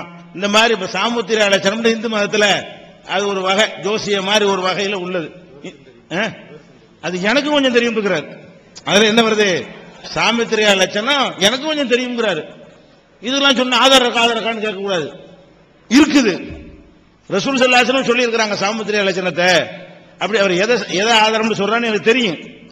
அப்ப நான் என்ன கேட்கிறேன்னா, மார்க்கத்தை எந்த அளவுக்கு மண்டை பெருசா இருக்குன்னு சொன்னா சம்பந்தம் இல்லாம சொல்லிட்டாங்கன்னு சொல்லிட்டு போ, அல்லது மண்டை பெருசா இருந்தா மூளை சைஸ் பெருசா இருக்குன்னு கூட சொன்னா கூட அது ஒரு கணக்குல எடுத்துக்கலாம். சாமுத்திரியா லட்சணம்னு சொல்லி இந்த மாதிரி மூக்கு இருந்தா இப்படி இருப்பான், அவனுடைய குணநலன்கள் செயல்களை எல்லாம் அது காட்டுமா, அது அறிவிக்குமா? அந்த மாதிரியான ஒரு அமைப்பு மார்க்கத்தில் உண்டா? அது மதத்தில், இந்து மதத்துக்கு இஸ்லாத்துக்கு அப்பாற்பட்ட வேற மதங்கள்ல சொல்லப்படக்கூடிய ஒரு ஜோசியம். அதுக்கு இஸ்லாத்துக்கு எந்த விதமான சம்பந்தமும் இல்லை. அதை சொல்லி என்ன செய்யறாரு, அதனால மண்டை பெருசா இருக்கிறது சாமுத்திரியா லட்சணத்துல, அதெல்லாம் பல நல்ல விஷயங்களுக்கு உரியது, எனக்கு கொஞ்சம் அது தெரியும். அப்ப சாமுத்திரியா லட்சணத்தை சிலது நான் கேட்பேன், அந்த புக்கெல்லாம் படிச்சுட்டு அதுக்கெல்லாம் சொல்லணும், எனக்கு தெரியுங்கிறாருல. அவங்க என்னென்ன சாமுத்திரியா லட்சணம் எழுதி வச்சுக்கிறாங்களோ அதெல்லாம் கொஞ்சம் கேட்க போறேன், அப்புறம் கேட்கிறேன். இப்ப நான் என்ன கேட்கிறேன்னா, இவர் மார்க்கம் சொல்ல தகுதியான ஆளா? சாமுத்திரியா லட்சணம் இருக்குங்கிறாரு, கை இப்படி இருந்தா இப்படி இருக்கான், கால் இப்படி இருந்தா இப்படி இருப்பாங்கிற மாதிரி ஒரே மாதிரி கை உள்ளவன் பல மாதிரி இருக்க மாட்டானா? ஒரே மாதிரி மூக்கு உள்ளவன் பல மாதிரி இருக்கு, பல மாதிரி தன்மை கொண்டவனா இருக்க மாட்டானா? அவனுக்கு தனித்தனியா தான் அல்ல தக்தீர் எழுதுகிறான், தனித்தனியா தான் ஒவ்வொரு விஷயத்தையும் முடிவு செய்கிறான். இந்த மாதிரி அடையாளங்களை வைத்து இந்த தன்மை அவனுக்கு இருக்கும் என்று கண்டுபிடிக்கக்கூடிய ஒரு விஷயம் குர்ஆன்லயும் கிடையாது, ஹதீஸ்ங்கிறார்ல, அவர் அந்த ஹதீஸை காட்டுட்டேன், எந்த ஹதீஸை காட்டுவான்னு எனக்கு தெரியும். அப்ப சொல்லும் போது நான் சொல்லிக்கிறேன். அப்ப இது மக்களை வழிகெடுக்கிறதுக்காக வேண்டி இது ஜோசிய மாதிரி வச்சுக்கிட்டு பொண்ணை பார்க்க போகும்போது அதை சாமுத்திரியா லட்சணம்னு மறுக்கிறாங்க. அநியாயமா பெண்கள் வாழ்க்கையெல்லாம் கெட்டு போகுது. இந்த மாதிரி இருந்தா நல்ல எல்லாமே சரியா இருக்கும். ஒரு மச்சம் இருக்குல்ல, அப்படி இருந்தா மாமனார மதிக்க மாட்டான்னு இருக்கு அப்படிமாங்க, உடனே பொண்ணு வேணான்றாங்க.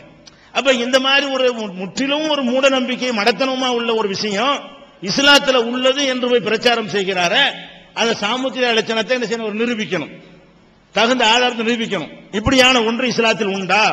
உண்டு என்றால் இப்ப பார்த்து விட்டு சாமுத்திரியா லட்சண பிரகாரம் உங்களுக்கு உங்க 5 பேருக்கு சாமுத்திரியா லட்சணம் சொல்லுங்க பார்ப்போம். பக்கத்தில் உள்ள ஆளுகளுக்கு அவங்க 5 பேர் சாமுத்திரியா லட்சண பிரகாரம் எப்படி ஆளுன்னு சொல்லுங்க. சாமுத்திரியா லட்சணத்தை அந்த இல்மு தெரியுங்கிறீங்கல்ல, அதை காட்டி எல்லாம் பொய் பேசுறதெல்லாம் பொய். என்ன ஒன்னு எடுத்து போட்டு நான் பதில் சொல்லிட்டு வருவேன். சரி, அது ஒரு அடுத்த லிஸ்ட்ல சேர்த்துக்கிறேங்க. அடுத்து என்னன்னு கேட்டா, ரெண்டு வேணாம், ஒருத்தருக்கு ஒண்ணும்.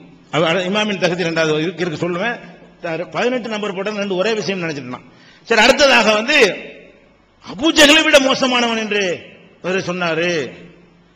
முதல்ல தான் சொன்னா, எனக்கு நீ சொன்னியான்னு தெரியாதுப்பா, சொல்லான்னு தெரியாது, உன் ஆள் சொன்னாங்க சொன்னேன், அதெல்லாம் அது அப்படின்னு சொல்லிவிட்டாரு. இப்ப அபூஜஹலோட மோசமானவன் நான் சொன்னேன்னு சொல்லி வாதம் பண்றாரு. அபூஜஹலோட மோசமான நான் உன்கிட்ட சொன்னா, வேற யார்த்தையா சொன்னா, அவன் உங்ககிட்ட சொன்னானா, ஆளையும் தெரியாதான், யார் சொன்னார் அவங்க யாருமே உங்களுக்கு தெரியாதான். ஆனா அபூஜஹல் மோசமானவன் நான் சொன்னானா, சொன்னாலே இவருக்கு தெரியவும் செய்யாதான், பார்க்கவும் செய்யலையா, தொடர்பு கூட இல்லையா. ஆனா என்ன செஞ்சிருக்காராம், அபூஜஹலோட மோசமானவன் நான் சொன்னேன்னு சொல்லிட்டாராம். பத்திலா அபூஜஹல் மோசமான இப்படிப்பட்ட ஆளுக்கு நீங்க அப்படின்னா என்ன மாதிரியான ஒரு உங்களுடைய பார்வை? இது ஒரு மனநோய் தானே சொல்லுவாங்க. இது மாதிரியான விஷயத்தை சிரிக்கிறதுக்கு சொல்லல, இந்த மாதிரி ஒருத்தர் மாதிரி இப்படி சொல்லிக்கிட்டு ஆதாரம் இல்லாம இப்படி ஒரு மனிதனை பத்தி உள்ளதெல்லாம் எதை சொன்னாலும் நம்பக்கூடிய தன்மை இருந்தா என்னன்னு ஒரு சைக்காரிஸ்ட போய் கேட்டு பாருங்க, அவர் சொல்லுவார். இது ஒரு வகையான பேரும் சொல்லுவார். அப்ப அந்த பேர் வேணா கேட்டு சொல்றதுன்னு சொல்லி போடுறேன்.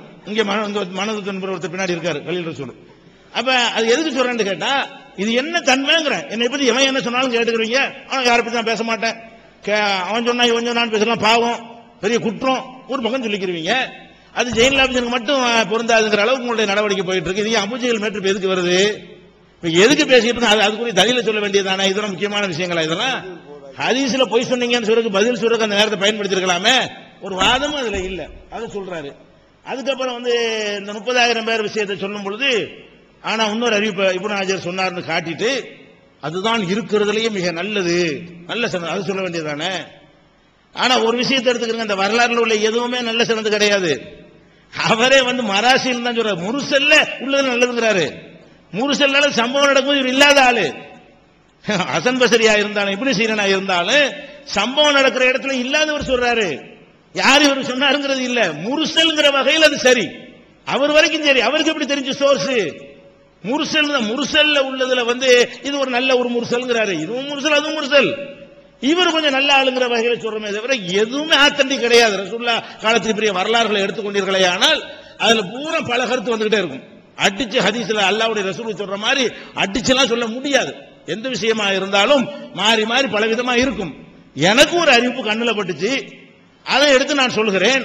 அதுவும் நம்பர் குறிப்பிடறதா நான் சொல்லலன்னு உங்க ஆதாரத்தை போட்டு காட்டிவிட்டேன். மறுபடியும் அதை ஒரு பயங்கரமான ஆதாரமா எடுத்து காட்டுறீங்க. அதை விட்டுருங்க. அடுத்து என்ன? மின்னா அமீரும் மின்கும் அமீரு, நாட்டை பிரிச்சுக்கிறோம். 2 அமீர்னா என்ன அர்த்தம்? 2 அமீர், ஒரு நாட்டுக்கு 2 அமீரு, அதானங்க அர்த்தம். சண்டை நினைச்சலாம் சொன்னா இல்லையா? வந்தாங்க, குடியேறினாங்க, நாங்க தான் உதவி செஞ்சோம், ராத்திரியா வந்தீங்க என்ற அளவுக்கு பேசினா என்ன அர்த்தம்? அது ஏதோ நோக்கத்தை செஞ்சிருக்கலாம். ஆனால் பொறுப்பு யார்கிட்ட இருக்கணும் என்பதற்காக வேண்டி பிரச்சனை வந்ததா இல்லையா? வந்தது. உமரில் இல்லாதவர்கள் அற்புதமா அதை கையாண்டு, லாபகமா கையாண்டு புரிய வைக்க வேண்டிய விஷயத்தில் புரிஞ்ச உடனே அந்த சண்டை தீர்ந்துருச்சு.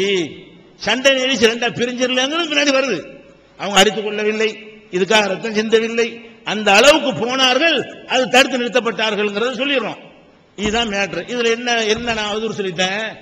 இருக்கிற அடிப்படை இருக்கிறது. அவதூறு சொல்லி இது இந்த மாதிரி இருக்கிறத நான் எடுத்து விலைக்கு சொன்னா மார்க்கம் சொல்ல தகுதி இல்லையா? இல்லாத அவதூறு சொன்னா தகுதி இல்லைன்னு சொல்லுங்க. இருக்கிறது சொல்றேன், அதிசயம் எடுத்து காட்டி சொல்றேன். அப்ப இதெல்லாம் மார்க்கம் செய்யறதுக்கு தகுதி இல்லாத ஆளுங்கிற வகையில் என்ன செய்யறாங்க? சொல்றாங்க. அடுத்ததாக முந்தி சொன்னாலும் பாக்கி இருக்கிறனால இப்ப உள்ள பிந்தி தான் வரும். இப்ப சொன்னது ருக்கு செய்யறது, அது அந்த தமத்து, அதெல்லாம் 2வது வரும். அதுக்கு முந்தி சொன்னது பாக்கியா கிடக்குது. ஒண்ணு கூட விடாம பதில் சொல்லிட்டு வர்றேன். அவளை குறிச்சு வச்சு என்ன இது? ரசூலுல்லாஹ் மௌத்தா போன உடனே இஸ்லாத்தோட போயிட்டாங்க நிறைய பேரு. ஜக்காத்துக்காகவே கொடுக்காம போயிட்டாங்க. சஹாபாக்கள் பணம் வந்த உடனே போய்விட்டார்கள். போன ஆட்களை போனாங்கன்னு சொல்ல முடியும்? போன ஆளுக்கு எப்படி சஹாபாக்கள் இருக்க முடியும்? இதை நான் அவதூறாக சொல்றேன்.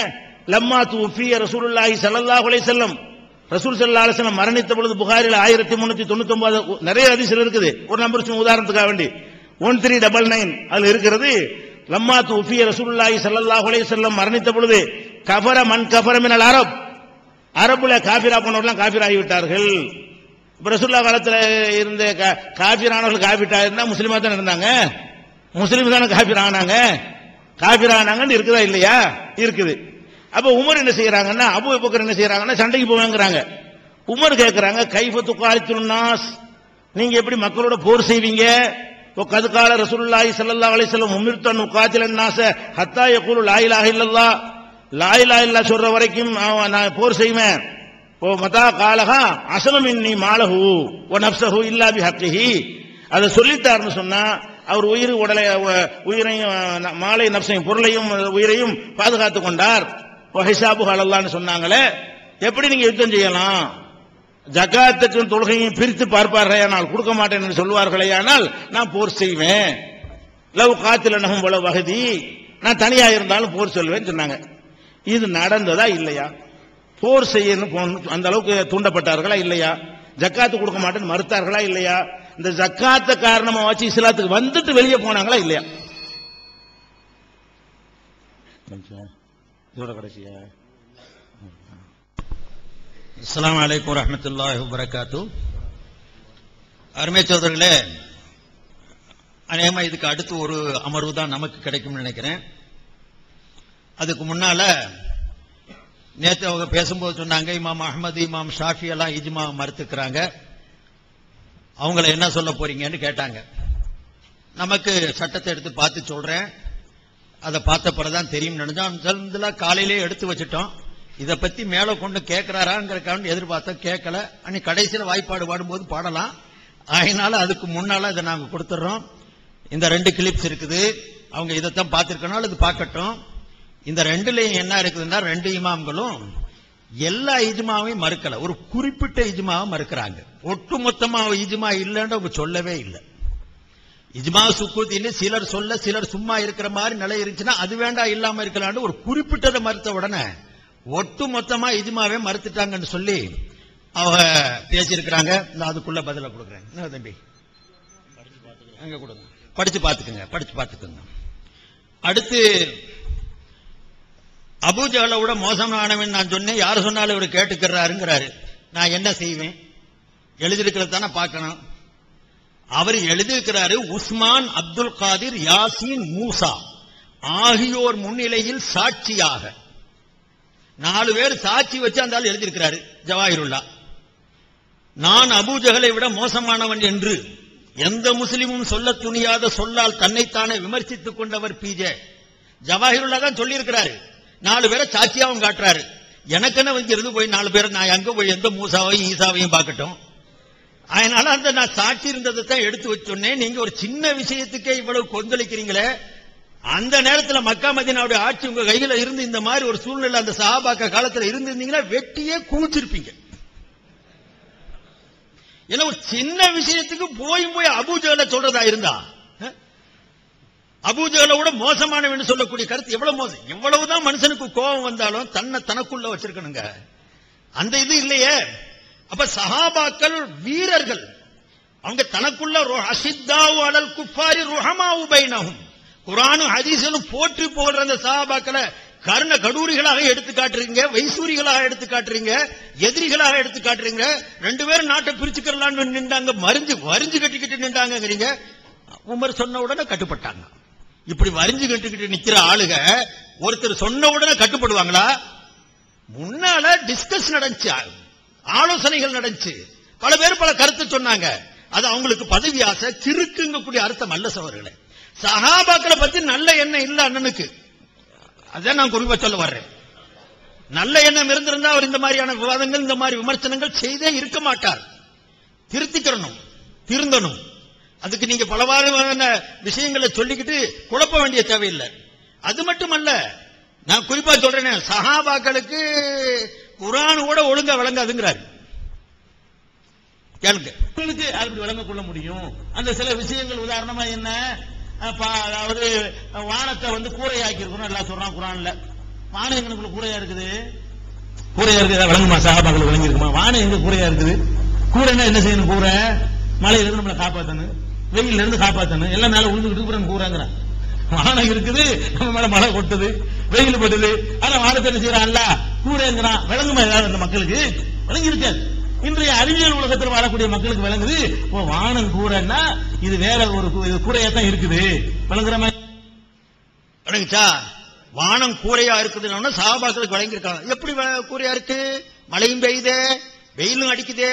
கூரையா இருந்தாவளா இருந்திருக்காது, மழை பெய்யக்கூடாது, வெயில் அடிக்கக்கூடாது. அடிக்குதுன்னா அது எப்படி கூரையா இருக்கும்? சஹாபாக்கள் புரியாம திகைச்சாங்களாம். இன்னைக்கு அறிவியல் உலகத்துல திகைச்சிட்டு இவர் ஏதாவது பதில் சொல்லுவாருன்னு பார்த்தா இன்னைக்கு அறிவியல் மூலமா தெரியுது வானம் கூரையா இருக்குன்னா கூரையா இருக்கு. இதான் விளக்கம். அறிவியல் எப்படியா சொல்லியிருக்கிறான்? அதாவது விளக்கியாவது சொல்லணும்ல. கூரையா இருக்குன்னா எங்களுக்காவது கொஞ்சமாவது விளங்கும். சஹாபாக்களுக்கு கூரையா இருக்குன்னா என்னன்னு விளங்கல. இன்னைக்கு அறிவியல் உலகத்துல சொல்லிட்டான் வானம் கூரையா இருக்கு அப்படின்னா கூரையா இருக்கு. அருமை சோதரர்களே, 2வது கடலுக்கு அடியில் அலை இருக்குன்னா என்ன விளங்கி இருக்கும் உங்களுக்கு? கடலை பார்க்காத ஆளுங்க, கடல்ல போகாத ஏதாவது விளங்கி இருக்குமா? நமக்கு விளங்குது. இப்ப நமக்கு சுனாமிக்கு பிறகு எவ்வளவு விஷயங்கள் விளங்குது. சுனாமிக்கு முந்தி கடலே பார்க்காத ஆளுகளாம் சஹாபாக்க. கடல்ல போய் சண்டை போட்டு அம்பருங்கிற மீனை பிடிச்சி 18 நாள் சாப்பிட்டு எத்தனை சம்பவங்கள் இருக்குது. என்னன்னு தைரியமா சொல்றாருன்னு தெரியலைங்க. கடலே பார்க்காத ஆளுகள் சஹாபாக்களை சொன்னா எப்படி ஞானம் ஒரு சஹாபாக்களை பத்தி நினைச்சு வச்சிருக்கிறான்னு புரியுங்க. 100கணக்கான கிளிப்ஸ் வச்சிருக்கிறேன் அவர் பேசின பேச்சுல. அவர் ஏன் கிளிப்ஸ் இருக்காது, அவரே சொல்லிட்டாரு 5 கிளிப்ஸ் தான் இருக்கும், 5 சீடி தான் அவருக்கு கிடைச்சிருக்கு, அவ்வளவுதான் இருக்கும், அதே அதிகமா கிடைச்சிருக்குது. என்னைய போய் அவன் சீட்டு குடிக்க போறான், அது வேற விஷயம். அதனால அவர் பேச்சு தான் நடந்திருக்கு, அவர் பேச்சு பூரா இப்படி இருக்குது. அதை சொல்ல வர்றேன் நான். இந்த மாதிரி விஷயங்களை போய் எடுத்து சொல்லி நம்பர் 1 தீர்ப்பு சொல்லிருப்பாங்களா? இன்னைக்கு உள்ளத காண்டம் யூஸ் பண்ணலாமா என்ன சொல்லி போற ஒரு சாபிட்ட போய் அபூ ஹுரைராட்ட போய் காண்டம் யூஸ் பண்ணலாமா, காண்டம் மட்டும் என்ன கேட்பாரா இல்லையா? அவருக்கு உங்களுக்கு வரவே இல்லை. அபூ ஹுரைராக்கு காண்டம் யூஸ் பண்ணலாம்னு தெரியுமா? காண்டம் தெரியுமா? காண்டம் தெரியுமா அவருக்கு? போய் அது காண்டம் யாருக்கு தேவையோ அவங்க வச்சிருப்பாங்க. அது எதுக்கு ஏங்க? அபூ ஹுரைராக்கு ட்ரெயின் தெரியுமா, பிளேட் தெரியுமா, கார் தெரியுமா, பஸ் தெரியுமா, எதையாவது இன்னொன்னு சொல்லி தொலைகிறது? காண்டமா சொல்றது? காண்டம் நிறுவத்து சஹாபிக்கு தெரியுமா? அப்ப சஹாபியை எந்த நிலையில வச்சிருக்கிறாருன்னு பாருங்க. அண்ணன் தெரியாது, கூரண்டாலும் தெரியாது, கடலும் தெரியாது, அவங்க காண்டம் தெரியாது, எல்லாமே தெரிஞ்ச நாம இந்த நிலையில இருந்தா இப்ப இவர் சஹாபாக்களுக்கு எப்படி உள்ள கருத்துக்களை சொல்லுவார்? அப்ப சஹாபாக்களை போய் எந்த நிலையில கொண்டு போய் நிப்பாட்டி வச்சிருக்கிறாருங்கிறத நீங்க யோசிங்க. அருமை சோதர்களே, இது இஸ்லாம் காட்டக்கூடிய மார்க்க மதம் அப்படி காட்டப்படல நமக்கு. அல்லாஹ்வும் ரசூலும் இதை சொல்லி தரல. தீனுடைய வழிக்கு அத்தாட்சிகளாக ஆணிவேர்களாக இருக்கக்கூடியவர்கள் தான் இவங்க சஹாபாக்கள். இதைத்தான் நபிகள் நாயகம் ஸல்லல்லாஹு அலைஹி வஸல்லம் உணர்த்தினாங்க. முக்காலம் சிறந்த காலம், முக்காலம் சிறந்த காலம். அவங்க கொஞ்சம் கூடுதலா சிறந்திருப்பாங்க, என்னை விட கொஞ்சம் ஜாஸ்தியா இருப்பாண்டே விளக்கிக்கிட்டு இருக்காரு. அவங்க 3 காலத்தில் இருக்கக்கூடிய மக்கள் சிறந்த காலம். அதுக்கு அடுத்து வர்றவன்லாம் திமிரு புடிச்சு பேசுவான்னு நபிகள் நாயகம் ஸல்லல்லாஹு அலைஹி வஸல்லம் சொல்லியிருக்காங்க. சும்ம ஏத்தி கௌமுன் யுஹிப்பூன சிமன யதசம்மனூன வயஷஹதுன கப்ல அன் யுஸ்தஷஹது வயஹலிஃபூன கப்ல அன் யுஸ்தஹலஃபு. பின்னால வருவான், திமிரேறி வருவான், திமிரான பேச்சுக்கள் பேசுவான், கேட்கறதுக்கு முன்னாலே சத்தியம் செய்வான், சொல்றதுக்கு முன்னாலே சாட்சி சொல்லுவான். இப்படி தீயவர்கள் இந்த முக்காலத்திற்கு பிறகு வர ஆரம்பிப்பார்கள் நபிகள் நாயகம் ஸல்லல்லாஹு அலைஹி வஸல்லம் சொன்னாங்க. ஹுதைஃபா ரலியல்லாஹு அன்ஹு ஒரு ஹதீஸ்ல சொல்லி காட்டினாங்க. நபிகள் நாயகம் ஸல்லல்லாஹு அலைஹி வஸல்லம் ஒரு தடவை ஹதீஸ் சொன்னாங்க. எல்லா சஹாபாக்கள்ல பல சஹாபாக்கள் இருந்தோம், அதுல சில பேர் ஞாபகம் வச்சிருக்கிறாங்க, சிலர் மறந்திருக்கலாம். நபி இந்த உலகத்துல வரக்கூடிய ஒவ்வொரு குழப்பவாதிகளுடைய பெயரையும் சொன்னார்கள் ஸல்லல்லாஹு அலைஹி வஸல்லம். பேரையும் சொன்னாங்க, அடையாளத்தோடு சொன்னாங்க. காயிது ஃபித்னத்தின். இப்ப நான் நிலையில நினைக்கிற இந்த குழப்பவாதிகள் யாரெல்லாம் குழப்புறோமோ இந்த பேரும் சொல்லப்பட்டிருக்கும். அதனால இந்த குழப்பி மக்களை போட்டு இந்த பாடுபடுத்தாம ஒரு மரியாதையான மார்க்கத்தை கற்றுக் கொடுங்க. நான் காலையிலையும் சொன்னேன், உங்க மூலமா நிறைய கிடைக்க முடியும், ஆனா கெடுத்துட்டீங்க. இன்னமும் இருக்குது நமக்கு வாழ்க்கையில. அல்லாஹ்வுடைய கிருபையில அவர் சொல்றாரு, நான் இன்ஷா அல்லாஹ் அந்த தலை பெருசு உறுப்பு சிறுசு நாளைக்கு சொல்றேன், ஏன்னா நிறைய சொல்ல வேண்டியிருக்குது. எனக்கு கூட அந்த சாமுத்திரிகா லட்சணமா தெரியுமான்னு கேட்கிறாரு. கொஞ்சம் தெரியும் தான், தெரியும் சொன்னதுல ஒண்ணு தப்பு இல்ல. உங்களை பார்த்துட்டு வெளியே வந்தவனே சொன்னேன் நேற்று ஒப்பந்தத்தில், நான் கேளுங்க, என்னுடைய சகோதரர்கள் கூட இருந்தவங்கள்ட்ட என்னுடைய முகத்தை பார்த்தாலே தெரியுது ஏதோ ஒரு கொடிய நோய் இருக்குன்னு சொன்னேன். எங்க மரைக்காப்பட்டினத்துல என்னுடைய சகோதரர்கிட்ட சொன்னேன், என்னமோ இவருக்கு பிஜேக்கு ஏதோ ஒரு கொடிய நோய் இருக்கிற மாதிரி தெரியுதுன்னு. அடுத்த மாசம் நீங்க டிக்ளேர் பண்றீங்க. நான் பெரிய இல்முல் கைபு வச்சிருக்கிறேன்னு சொல்லல, ஒரு அடையாளம், முகத்தை பார்த்தாலும் மோரக்கட்டையை பார்த்தாலும் தெரியலையான்னு சொல்றானா இல்லையா? அகத்தின் அழகு முகத்துல தெரியும் சொல்றமா இல்லையா? இந்த மாதிரி ஒரு அறிகுறி தானே தவிர ஜோசியம் அல்ல அது. அதுக்கு அர்த்தம் ஜோசியம் அர்த்தம் வச்சுக்கிறதா? அது ஒரு நோயுடைய அடையாளம் தெரிகிறது மாதிரி ஒரு உறுப்புடைய அடையாளத்தை வச்சு அவனுடைய குணங்களை கொஞ்சம் எடுத்து சொல்றதுக்கு பேரு அந்த ஒரு இல்முல் கியாஃபத்னு சொல்லுவாங்க அரபியில. அந்த ஞானம் இருக்கு. அதுக்கு உண்டான முழு விளக்கத்தை இன்ஷா அல்லாஹ் தஆலா நாளைக்கு சொல்றேன் நானு. அதனால அந்த சப்ஜெக்ட் நான் தொடாம போயிட்டேன். அருமை சகோதரர்களே, நாங்க பல்வேறு விதமான ஆதாரங்களை எடுத்து வச்சிருக்கிறோம், பல்வேறு விதமான அவர்கள் செய்திருக்கக்கூடிய குழப்பங்களை எடுத்து வச்சிருக்கிறோம். சத்திய சஹாபாக்களை பத்தி எந்த மாதிரி எல்லாம் நிலை கொண்டிருக்கிறாங்க கூடிய கிளிப்ஸ்கள் போட்டு உங்களுக்கு காட்டி இருக்கிறோம். நீங்க விளங்கிக்கங்க, பார்வையாளராக தான் நீங்க இருக்கிறீங்க, அதே நேரத்தில் நீங்க தான் நடுவர்களாகவும் இருக்கிறீங்க. அல்லாஹும் ரசூலும் ஆகிரத்தும் இருக்குது அப்படிங்கக்கூடிய நம்பிக்கையில நீங்க என்ன முடிவு எடுக்கிறதுக்கு உங்களுக்கு உரிமை இருக்குது. அதனால நாங்க கூட பேசும்போது கூட நடுவர்களா யாரையும் வைக்க முடியாது, நடுவர்கள் எப்படின்னு தீர்மானிக்க முடியாதுங்கிற காரணத்தினால அதை விட்டுட்டோம். பார்வையாளர்கள் நடுவர்களாக வச்சுக்கிறோம். நானும் சொல்லியிருக்கிறேன் என்னுடைய பேச்சுக்களில் தவறுகள் இருக்கலாம்னு கண்டிப்பா சொல்றேன். அந்த தவறுகள் இருந்து சுட்டி காட்டப்படும் போது நிச்சயமா நான் திருத்திக்கிறேன், திருந்தவும் செய்வேன். ஹதீஸ்களை பத்தி நான் என்னமோ சொன்னதா சொல்றாரு, நான் திரும்பவும் பார்ப்பேன், அந்த கிளிப்ஸ் பார்க்கிறேன். பார்த்ததுக்கு பிறகு அதனுடைய நிலையை நான் சொல்றேன். அதனால நானா மனமறிந்து பொய் சொல்லல, திட்டமிட்டு பொய் சொல்லல. ஆனா இவங்க எழுதுனது, இவங்க பேசினது, இவங்க நடந்துக்கிறது, இதெல்லாம் பார்த்தா திட்டமிட்டு பொய் சொல்லக்கூடிய ஒரு பொய்யர் பித்தலாட்டக்காரங்கிறத நான் இங்க ஊர்ஜிதமா சொல்ல பதிய விரும்புறேன். அதனால மக்களாகிய நீங்கள் தான் இதற்குண்டான வழிமுறைகளை தேர்ந்தெடுக்கணும். அடுத்து இன்ஷா அல்லாஹ் தஆலா பல மசலாக்கள் இன்னும் இருக்குது, எடுத்து வைக்க வேண்டியது இருக்குது. முழுமையான ஆதாரங்களோடு அதை எடுத்து வச்சு இன்னமும் மேற்கொண்டு அவருடைய நிலையை நான் சொல்லவே என்னுடைய நிலையும் அவரும் சொல்லுவாரு. உங்களுக்கு முன்னால எடுத்து வைக்க வேண்டியது இருக்கிறதுனால இன்ஷா அல்லாஹ் இதுக்கு வரைக்கும் நம்ம உங்களுக்கு முன்னால எடுத்து வைத்த அந்த ஆதாரங்கள், கேள்விகள், நபிகள் நாயகம் ஸல்லல்லாஹு அலைஹி வஸல்லம் மீது ஸலவாத்து சொல்லும் விஷயத்தில் ஸல்லல்லாஹு அலைஹி வஸல்லம் என்பதற்கு நேரடி ஆதாரங்கள் தாருங்கள் என்றோம். கேள்விக்கு இதுவரைக்கும் பதில் வரல. ஸல்லல்லாஹு அலைஹி சொன்னாரு, இங்க அதல்ல அலைஹி வஸல்லம்க்கு வேணும். குர்ஆனில் இஜ்மா இல்லை. இப்னு மசூத் அவர்கள் இஜ்மாவை மறுத்து வந்ததாக பிஜே கூறினார். நீங்களே இப்னு மசூத் இஜ்மாவை ஒப்புக்கொண்டார் என்று எழுதிவிட்டு பின்பு மாற்றி பேச வேண்டிய அவசியம் என்னன்னு கேட்டோம், பதில் வரல. 3, ஒட்டுமொத்த சமுதாயமும் ஒரு மனதோடு குர்ஆன் பாதுகாக்கப்பட்டது என்று சொல்லிவிட்டு இஜ்மாவை முன்பு ஏற்றுக்கொண்டு பின்பு மறுப்பது ஏன் என்று கேட்டோம், பதில் வரல. நபி காலத்திலும் அபூபக்கர் ரலியல்லாஹு அன்ஹு காலத்திலும் முத்வா அக்காலங்களில் இஜ்மாவாக இருந்ததா என்று ஹதீஸை எடுத்து வைத்து கேள்வி கேட்டோம், பதில் இல்ல. 5, தாவூத் இப்னு ஹுசைனின் அறிவிப்பு மிகவும் பலவீனமானது என்று உலகமே அறிந்தறி வைத்திருக்கும் நிலையில் அதை ஏன் சபைக்கு கொண்டு வந்தீர்கள் என்பதற்கு கடைசி வரை பதில் இல்லை, வாபஸ் வாங்கவில்லை. நம்பர் 6, பத்தா ஹதீஸில் முத்தலாக் நியத் இருந்தால் 3ஆக ஏற்கப்பட்டிருக்கும் என்ற நீண்ட நபிமொழிக்கு பதில் கடைசி வரை தரவில்லை. 7, ஹப்ஸ் இப்னு அம்ர் தமது மனைவி பாத்திமாவை ஒரே நேரத்தில்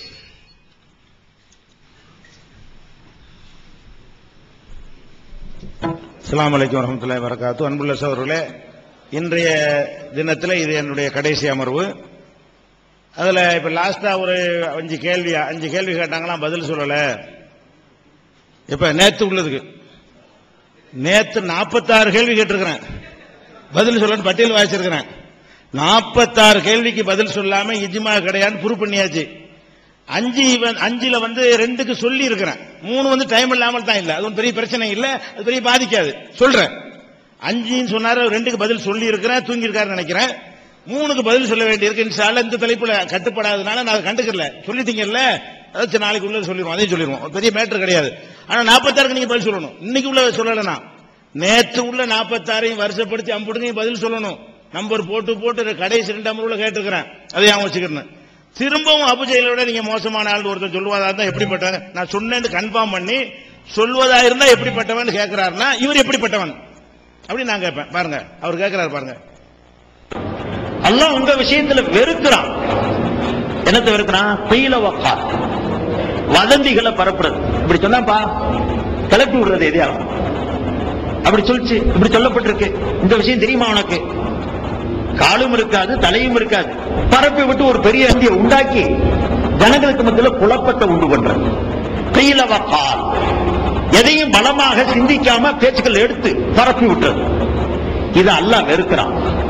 போய் சொல்லுங்க, கேள்விப்பட்டேன், செவி வழி செய்தி சொல்லி பரவி விட்டுறது. அதனால வரக்கூடிய விளைவுகள் அவங்க யோசிக்கிறது இல்லை. இது செய்வதுன்ற சாதிக்கு அவரே பதில் சொல்லிட்டாரு. சரியா? அபூஜஹலுக்கு பதில் அதான். அபூஜஹல்னா அபூஜஹல்ங்கிற விமர்சனத்துக்கு சரி, அவர் அபூஜஹல் சொன்ன நினைச்சிருக்க. சரி, அடுத்ததா என்னன்னு கேட்டா சொன்ன விஷயங்களுக்கு வருவோம். இன்னொரு கிளிப் அந்த அழகான மாணவி அழகான மாணவி போட்டாச்சுல.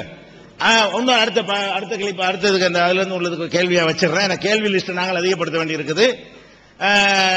இமாமா இருக்கிறவருக்கு பொண்டாட்டி அழகா இருக்கணும். ஏன்பா பொண்டாட்டி அழகா இருக்கணுங்கிறதுக்கு பயங்கரமான ஒரு அற்புதமான விளக்கம் சொன்னாரு, கேட்டீங்க. இது பொண்டாட்டி அழகா இருந்தா தான் வேற ஆளுக்கு மேல ஆசைப்பட மாட்டான், இல்லாட்டி அஜரத்மார்கள் வேற மாதிரி போயிருவாங்க அப்படின்ற. அதான் இமாம் கொடுத்த தகுதி தானே பேசப்படுது. இமாம்களை எவ்வளவு கேவலப்படுத்தமா எழுதி வச்சுக்காங்கன்னு பாருங்க. அப்ப பொண்டாட்டி அழகா இல்லைன்னு வைங்க, நடக்கிறது வேறதான் அப்படின்னு சொன்னா இது இமாம்களை பெருமைப்படுத்துறதா? அதோட விட்டாலாச்சும் கொஞ்சம் பெருமையை மிஞ்சமா இருக்கும். இவர் என்ன செய்யறாருன்னா இன்னும் சிரமப்படுத்துறாங்கிறாரு. பொண்டாட்டி அழகா இருந்தாங்க வேற மாதிரி போக மாட்டான், இல்லாட்டி நாங்க அப்படித்தாங்க போவோம், அதுக்கு தாங்க சொல்லி இருக்கிறாருன்ற அளவுக்கு சொல்றாரு. இதெல்லாம் ஒரு அறிவுபூர்வமான விஷயமா? எவ்வளவு ஒரு தப்பான விஷயம். பொண்டாட்டி அழகா இருக்கிறது உளறிட்டாங்கன்னு சொல்ல வேண்டியதானே. பொண்டாட்டி அழகா இருக்கிறதுக்கு இமாமத்துக்கு என்ன சம்பந்தம்னு சொல்ல வேண்டியதானே. அதை கூட நியாயப்படுத்திடுவீங்களா? அப்ப அதையும் நீங்க நியாயப்படுத்தி இழுத்து வைக்கிறதுக்காக அதையும் கேட்டுக்கிறேன். அடுத்து என்னன்னு கேட்டா, அதாவது சஹாபாக்களை பத்தி சொல்லும்போது அவங்க ஃபர்லுண்டா ஃபர்லா, அவங்க சுன்னத்துனா சுன்னத்தா, ஆமாங்கிறாரு.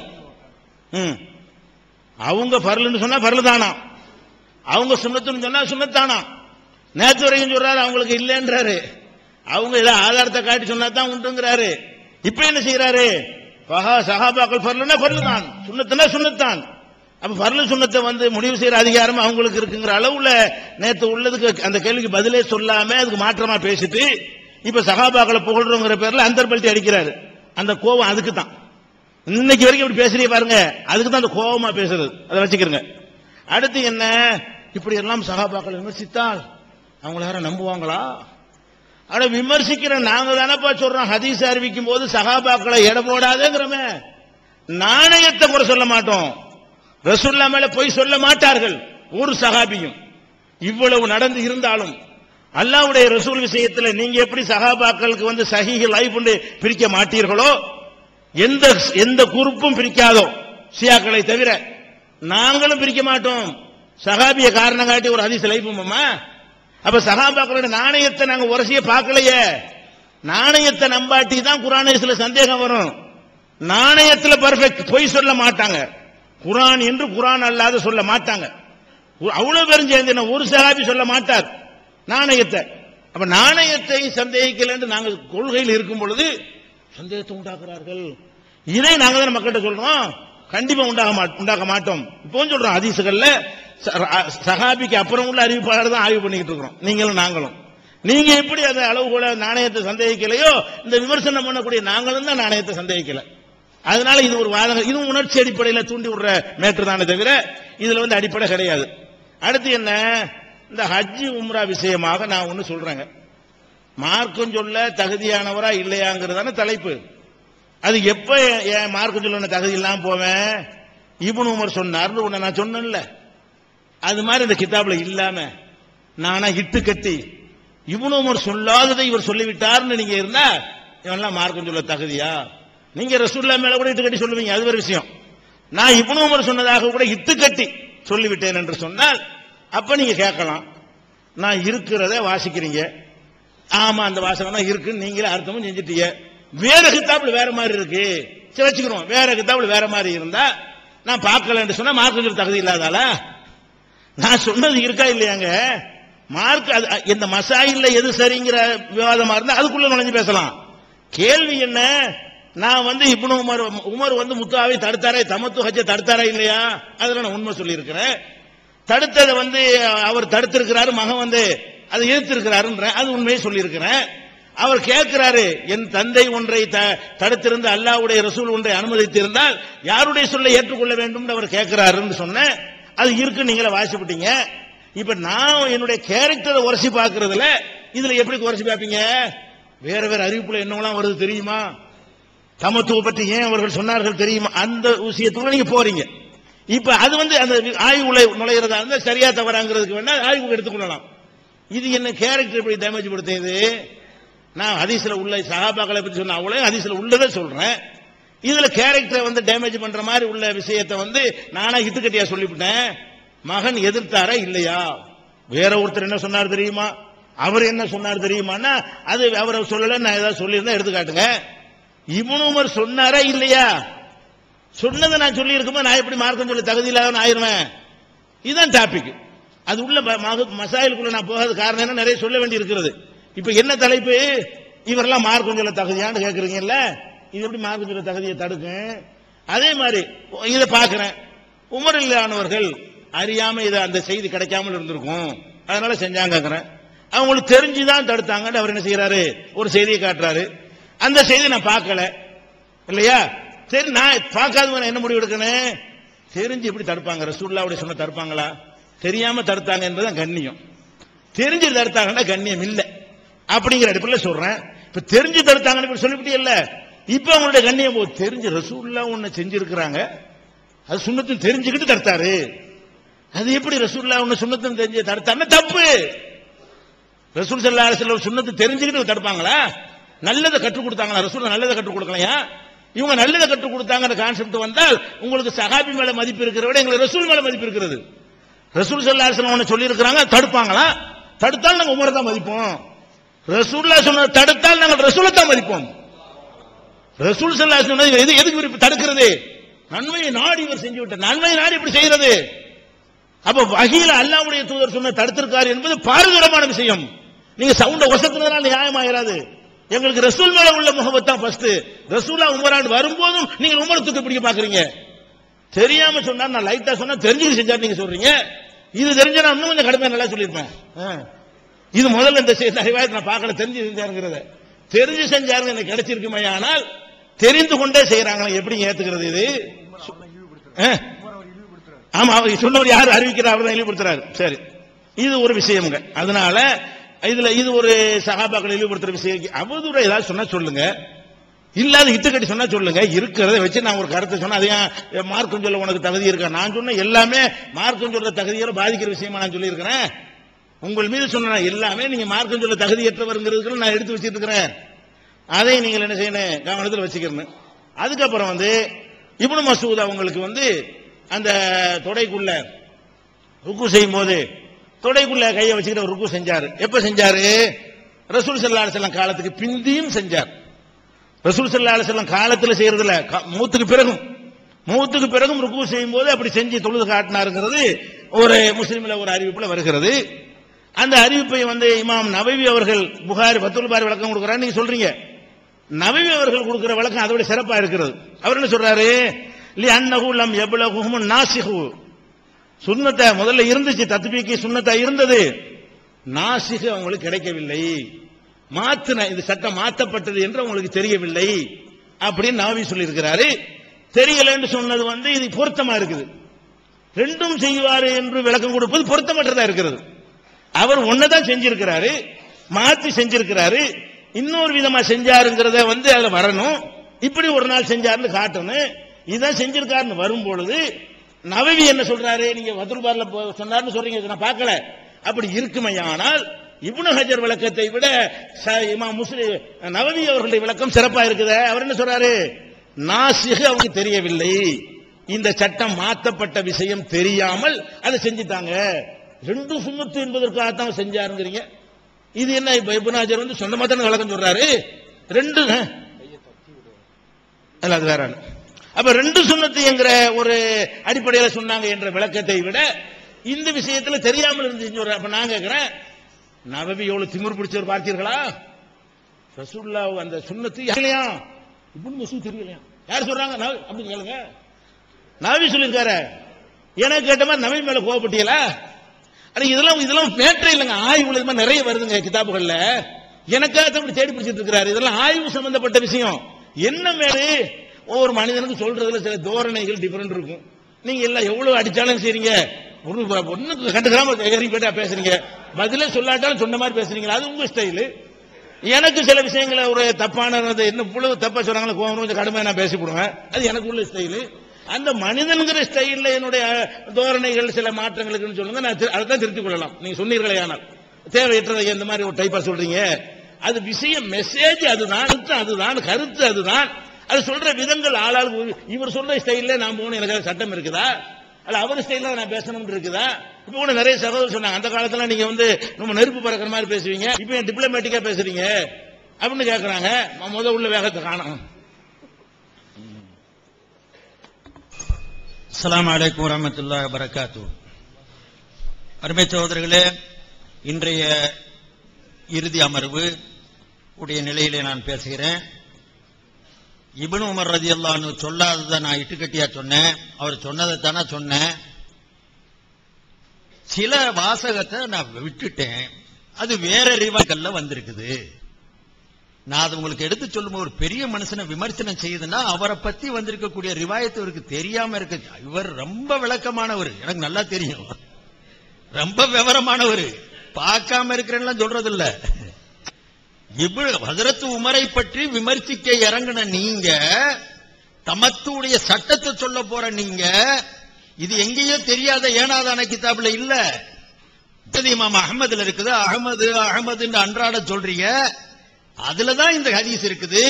அபூதாவுதுல இது போன்ற ஹதீசுகளுடைய நிலைகள்லாம் அஹ்மதுல, தாவூதுல, நசையில, பைஹக்கில இத்தனை ஹதீசுகள் இருக்குது. இத பார்க்கல, நான் அதை சொன்ன வார்த்தையை மாத்தினா எங்க எவ்வளவு பெரிய மோசம். சொன்ன வார்த்தையில இடையில சொல்லிட்டு மேல உள்ளதையும் கீழே உள்ளதையும் விட்டுட்டு சொன்னா அதுக்கு என்ன பேரு? வேற ரிவாயத்துகள் தான் இருக்குது, இல்லன்னு சொல்லல. தேடி புடிச்சு எடுக்கிறீங்க, வெறும் அந்த வார்த்தை மட்டும் இருக்கிற ரிவாயத்தா. எதுக்கு உமரை குறை சொல்றதுக்காக வேண்டி? இல்லாட்டி நியாய பார்வை இருந்துருந்துச்சுன்னா மொத்தமா எடுத்திருக்கணும், எடுத்து பார்த்து சொல்லி இருக்கணும். அப்புறம் ஒண்ணு தெரிஞ்சு இப்னு உமர் சொல்லி இருக்கிறாரா, உமர் சொல்லி இருக்கிறாரா, இது அவரை இழிவுபடுத்துறது. யாரு இழிவுபடுத்துறாங்கன்னு தெரியும். கிளிப்ஸ்ல பாத்தீங்கன்னா சஹாபாக்களை என்ன மாதிரி அவங்க மதிச்சாங்க, எவ்வளவுலாம் அவங்க விவரமா அவங்க சொன்னாங்க, வரலாறுங்கிற ரீதியில அவங்க கொடுத்த அடைமொழிகள் என்ன. நான் இன்னும் நிறைய இருக்குது சஹாபாக்களை பத்தி சொன்னதை, கிரிமினல் கேடிக்கு என்னென்னமோ இப்படியெல்லாம் வார்த்தைகளை பயன்படுத்தி இவங்க மதிச்சாங்களாம். உமர் ரலியல்லாஹு அன்ஹு இந்த விஷயத்தை சொல்லி தெரிஞ்சுக்கிட்டே தடுத்தாருன்னு சொன்னா அவரை இழிவுபடுத்துறமா. ரசூலுல்லாஹி ஸல்லல்லாஹு அலைஹி வஸல்லம் பள்ளியாசலுக்கு தொழுக போவாங்க. ஹஜ்ரத் இப்னு மஸ்ஊதுடைய அறிவிப்பு இருக்குது. அவங்கள இந்த பள்ளியில செருப்பு போட்டு தொழுகிறதையும் பார்த்தேன், செருப்பை கழட்டிட்டு தொழுகிறதையும், செருப்பு இல்லாம தொழுகிறதையும் பார்த்தேன். ரெண்டு விதமா ரிவாயத் இருக்கு. இன்னைக்கு செருப்பு கழட்டிட்டு வாப்பான்னு யாராவது முத்தவள்ளி சட்டம் போட்டாரு, பேசுமாம சட்டம் போட்டாரு, அல்லது யாராவது ஊருக்காரங்க சட்டம் போட்டாங்கன்னா கேவலப்படுத்திட்டாங்க. ரெண்டு வகையா இருக்குல்ல. ஒன்ன மட்டும் ஏன் பிடிச்சாரு அப்படியா சொல்லுவான்? தமத்தும் ஜாயிஸ், இப்ராதும் கூடும். ரெண்டுல எது சிறப்புங்கிறத தேர்ந்தெடுக்கக்கூடிய உரிமை ஜனாதிபதிக்கு இருக்குது. மக்களுக்கு நல்லதை சொல்லணுங்கக்கூடிய முறையில சொல்றாரு. அது ஆகாது, இதுதான் கூடும் சொல்லி இருந்தா தான் கஷ்டம். அதுவும் கூடும் இதுவும் கூடும், அதுக்கு பல காரணங்களா. இன்ன அத்தம்மல் உமரத்தி அப்ரிதுஹா, அவர் காரணங்களையும் சொல்றாரு. நேர குறைவினால் நான் அதை விட்டுட்டு போறேன், இதெல்லாம் சொல்லி அவர் ஒரு வகையை சொல்றாருன்னு சொன்னா அதை இழிவுபடுத்துறதா? அதனால அவர் முறையா சொன்னதுதான். அதே மாதிரி இப்னு மஸ்ஊத் ரலியல்லாஹு அன்ஹுக்கு மன்சூகானது தெரியாம போச்சுன்னு இன்னொருத்தர் சொன்னாராம். அவருக்கு தெரியாம போச்சுங்க. அவர் வயசெல்லாம் தொடக்குள்ள கையை கட்டிட்டு அவர் ருக்கு செய்யறாரு. மத்தவங்கெல்லாம் முட்டுக்காலத்தான பிடிச்சிருப்பாங்க, அதை பார்த்து கூட அவருக்கு ஞாபகம் வரலையா? அல்லது மத்தவங்க சொல்றாத, அபூபக்கர் இருந்தாங்க, உமர் இருந்தாங்க, உஸ்மான் இருந்தாங்க, அலி இருந்தாங்க, சக சகோதரர் இருந்தாங்க. ஏப்ப மாற்றப்பட்ட விஷயத்தை போய் கையை வச்சுக்கிட்டு இருக்க, எடுங்கன்னு சொல்ல வேணாமா? யாருமே சொல்லலையே. அவர் அவருடைய பொங்கலை செய்கிறாரு, அவருடைய ஸ்டைல்ல இருந்தாரு. அண்ணன் அவர் ஸ்டைல்ல இருக்கிறாரு, நான் ஏன் ஸ்டைல்ல இருக்கிறேன். இதுதான் உள்ளது. யாருக்கு எந்த ஸ்டைல் பிடிக்குதோ எடுத்துக்கங்க, அது ஒண்ணு தப்பா இல்ல. அப்படி தைரியமா இருக்கிறது, தைரியமா காட்டுறது, இதெல்லாம் நமக்கு கை வந்த கலை. எல்லாமே நம்மளும் அறிந்துதான் இருக்கிறோம். நம்மளும் ஒண்ணும் சுத்த முட்டாளுகளா இல்ல. அதனால அருமை சோழ அந்த ஸ்டைல்லாம் விட்டுருங்க, ஹக்க சொல்லுங்க, சத்தியத்தை சொல்லுங்க. இது ரெண்டு விதமா வந்திருக்குதுன்னு சொன்னா ரெண்டையும் செஞ்சுட்டு போங்கன்னு சொல்லிட்டு போக வேண்டியதானா? நவவியுடைய பேச்சத்தான் எடுக்கணும், இப்னு ஹஜர் இங்க தள்ளிடணும், என்ன நியாயம்? சொல்றான், ரெண்டையும் எடுத்துக்கிட்டா அந்த சஹாபிக்கு மரியாதை இருக்கும். ஒன்ன வச்சுக்கிட்டு ஒண்ணு தெரியாம போச்சுன்னா ஒன்னு அறியாம இருந்தாருன்னு வரும். வயசெல்லாம் அறியாம செஞ்சுக்கிட்டு மத்தவங்க எல்லாம் சொல்லலன்னு வரும். அதனால இது முறையான விளக்கம் அவர் கொடுத்தது சரியல்ல. நான் அடுத்து கடைசி அமர்வா இருக்கிறதுனால கொடுத்த அதுலயும் 46 கேள்வி கொடுத்த பூரா குப்பை கேள்வி. அது நாங்க தான் பார்த்துக்கிட்டு தானே இருந்தோம். குப்பைகளை பார்த்துட்டு அந்த எல்லாமே இஜ்மாண்டு பட்டன்ல தட்டி விட்டுட்டு பூராத்தையுமே செட்டப் பண்ணி கொண்டாந்து கொடுத்து இஜ்மா இஜ்மா அந்த இமாம் இப்னு இபான் சொன்னாரு, அந்த இபான் சொன்னாரு, கேள்விகள் அது. அதனால எதை கவனிக்க முடிச்சோ கவனிக்கிறோம், கொடுக்க வேண்டியதை கொடுத்துட்டோம். 7வது கேள்வி, ஹப்ஸ் இப்னு ஆமர் தமது மனைவி பாத்திமாவை ஒரே நேரத்தில் 3 தலாக் விட்டார்கள், அதை நபி ஸல்லல்லாஹு அலைஹி வஸல்லம் அவர்கள் ஏற்றார்கள என்று நாம் தரப்பு கேள்விக்கு பதில் கடைசி வரை தரவே இல்லை. ஒரு தலாக்கு கொடுத்த உடனேயே அந்த பெண் அந்நியமாகி விடுகிறாள் என்றால் மீண்டும் நிக்காஹ் செய்யாமல் சேர்த்துக் கொள்ளலாம் என்று பிஜே கூறினார். இது ஹராம் இல்லையா என்று கேட்ட கேள்விற்கு தெளிவான பதில் கடைசி வரை இல்லை. 3 தலாக் ஒரு தலாக்கு தான் என்ற வளமை இருந்த நிலையில் உமர் ரலியல்லாஹு அன்ஹு, ரலியல்லாஹு அன்ஹு, இப்னு மஸ்ஊத் ரலியல்லாஹு அன்ஹு, இம்ரான் இப்னு ஹுசைன் ரலியல்லாஹு அன்ஹு, முகீரா இப்னு ஷுபா ரலியல்லாஹு அன்ஹு, இப்னு அப்பாஸ் ரலியல்லாஹு அன்ஹு உட்பட பல ஏராளமான நபித்தோழர்கள் ஏன் மாற்றமாக தீர்ப்பு வழங்கினார்கள் என்பதற்கு கடைசி வரை பதில் தரவில்லை. நபியின் வழி இதுதான் என்று நன்றாக தெரிந்து கொண்டே சுன்னத்திற்கு மாற்றமாக வேண்டுமென்றே உமர் அவர்கள் சட்டம் இயற்றினார்கள் என்றீர்கள். நபி வழிக்கு மாற்றம் செய்தவர் எப்படி ஹலீஃபாவாக இருந்தார்? பதில் இல்லை. பால்குடி தாய்மார்களுக்கு பராமரிப்பு சொத்தில் பங்கு போன்றவைகள் இல்லை என்பதற்கு இஜ்மாவை தவிர்த்து விட்டு வேறு ஏதாவது ஒரு வழியில் பதில் தாருங்கள் என்று கேட்டோம். கடைசி வரை பதில் இல்லை. மாதவிடாய் காலத்தில் விடப்படும் நோன்புகளை கலாச்சாரங்களை செய்வதற்கு இஜ்மா இல்லாமல், அதாவது ஹதீஸுடைய இஜ்மாவோட அந்த ஹதீஸையும் சேர்த்து இஜ்மாவுடைய அடிப்படையில் தான் செய்திருக்கிறோம். இதுக்கும் பதில் இல்ல. பிரயாணத்தில் மகரிபு ஃபஜ்ர் தொழுகையுடைய ஹதீஸும் அந்த ஹதீஸுடைய அடிப்படையில் அது இஜ்மா அமைந்தது. 2 ரக்காத்து தான் அசல்ல இருந்துச்சு என்ற அடிப்படையில் அல்ல என்ற நாங்க பதில் சொன்னோம். இதுக்கு பதில் இல்ல. உமர் ரலியல்லாஹு அன்ஹு அவர்களின் தலாக்கு தீர்ப்பு ஜுபைர் இப்னு அவாம் போன்ற சிலர் எதிர்த்ததாக கூறியதற்கு சனது கேட்டோம். கடைசி வரை பல்ல. ஆண்டுதோறும் ஜக்காத்து தர வேண்டும் என்பதற்கு ஏராளமான நபிமொழிகள் ஆதாரமாக இருக்கும் பொழுது ஒரு முறை ஜக்காத் என்ற சட்டத்திற்கு குர்ஆன் ஹதீஸுடைய ஆதாரம் தெளிவாக கேட்டோம். பதிலே தரல. 80களில் இருந்து எந்த காலத்திலும் நபி தோழர்களை ஆதாரமாக ஏற்றுக்கொண்டதில்லை என்று கூறினீர்கள். 86 சொன்னதை எடுத்துக்காட்டியும் தங்களிடமிருந்து எந்த பதிலும் வரவில்லை. எந்த காலத்திலுமே சஹாபாவை ஏற்றுக்கலன்னு சொன்னீங்க. அது 80 கலா இருந்தா என்ன, 80 இருந்தா என்ன, எந்த காலத்தையும் நம்ம சொல்லல. அப்ப 80 நீங்க 53 இருந்தே சொல்லியிருக்க மாட்டீங்க. அப்படிங்கிற அர்த்தம் அது எந்த காலத்தையும் நான் சொன்னது இல்லைங்கிறீங்க. அப்படின்னு நீங்க 86 தாபியீன்களை முன்னிலைப்படுத்த வேண்டும் சொல்லிவிட்டு எந்த காலத்திலும் சொன்னதில்லை என்று பச்சை போய் சொன்னது ஏன்? பதில் இல்ல. தண்ணீர் அல்லாத மற்ற பானங்களை கொண்டு ஒது செய்வது கூடாது என்பதற்கு இஜ்மாவை விட்டு வேறு ஆதாரம் எங்கே? பதில் இல்ல. பாட்டி பேத்தி போன்றவர்களை மணப்பது ஹராம் என்பதற்கு இந்த ஹராம் என்ற சட்டத்தை சொல்லுவதற்கு இஜ்மாவை தவிர்த்து வேற ஏதாவது பதில் இருந்தால் கொடுங்கள் என்று கேட்டோம். பதில் இல்ல.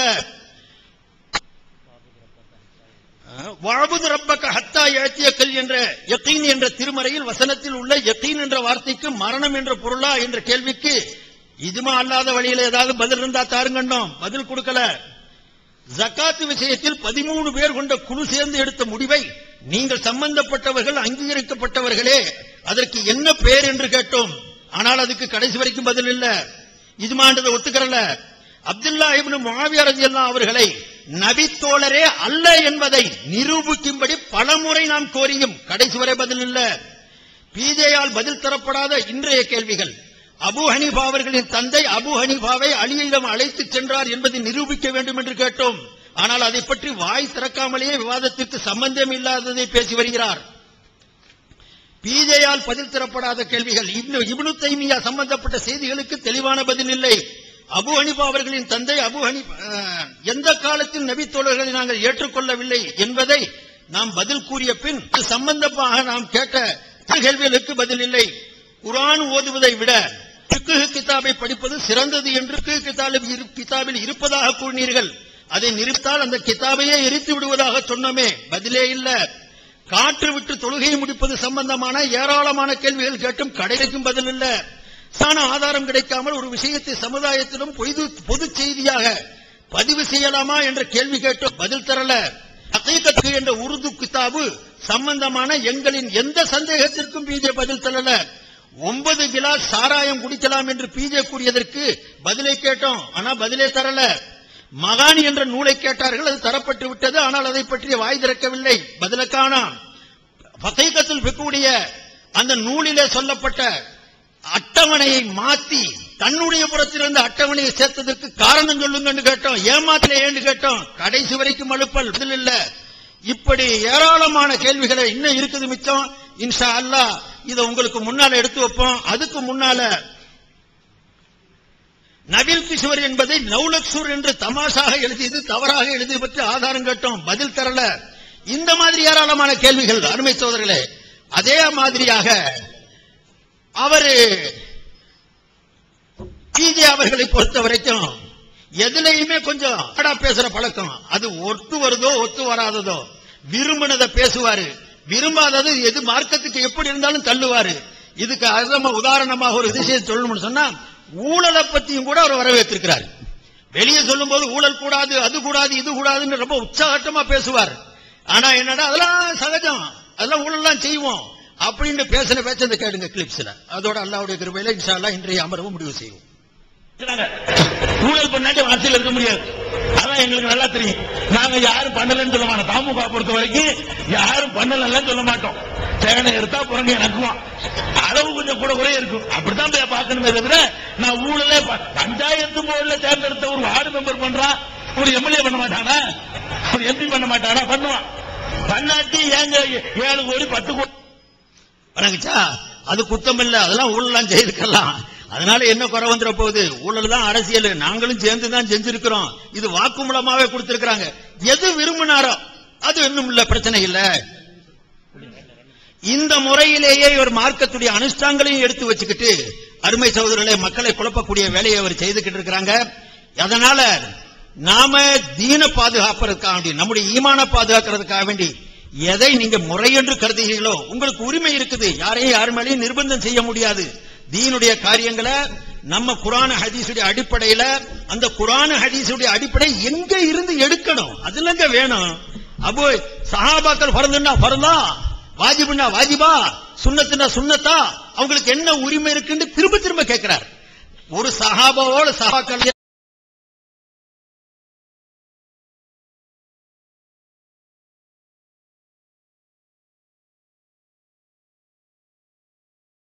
எப்ப சொல்லுவாங்க? வருஷ வருஷம் ஜக்காத்து கொடுக்கணும் கடமைன்னு எப்ப சொல்லுவாங்க? ஒட்டி உறவாடுன்னு இருந்து படிச்சவங்க இல்லையா? நபி வழியில இருந்து அவங்க பெற்றதா இருக்காதா?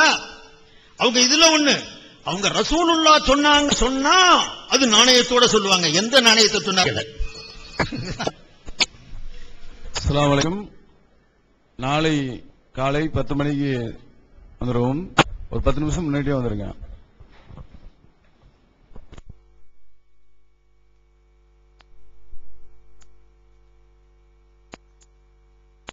Allah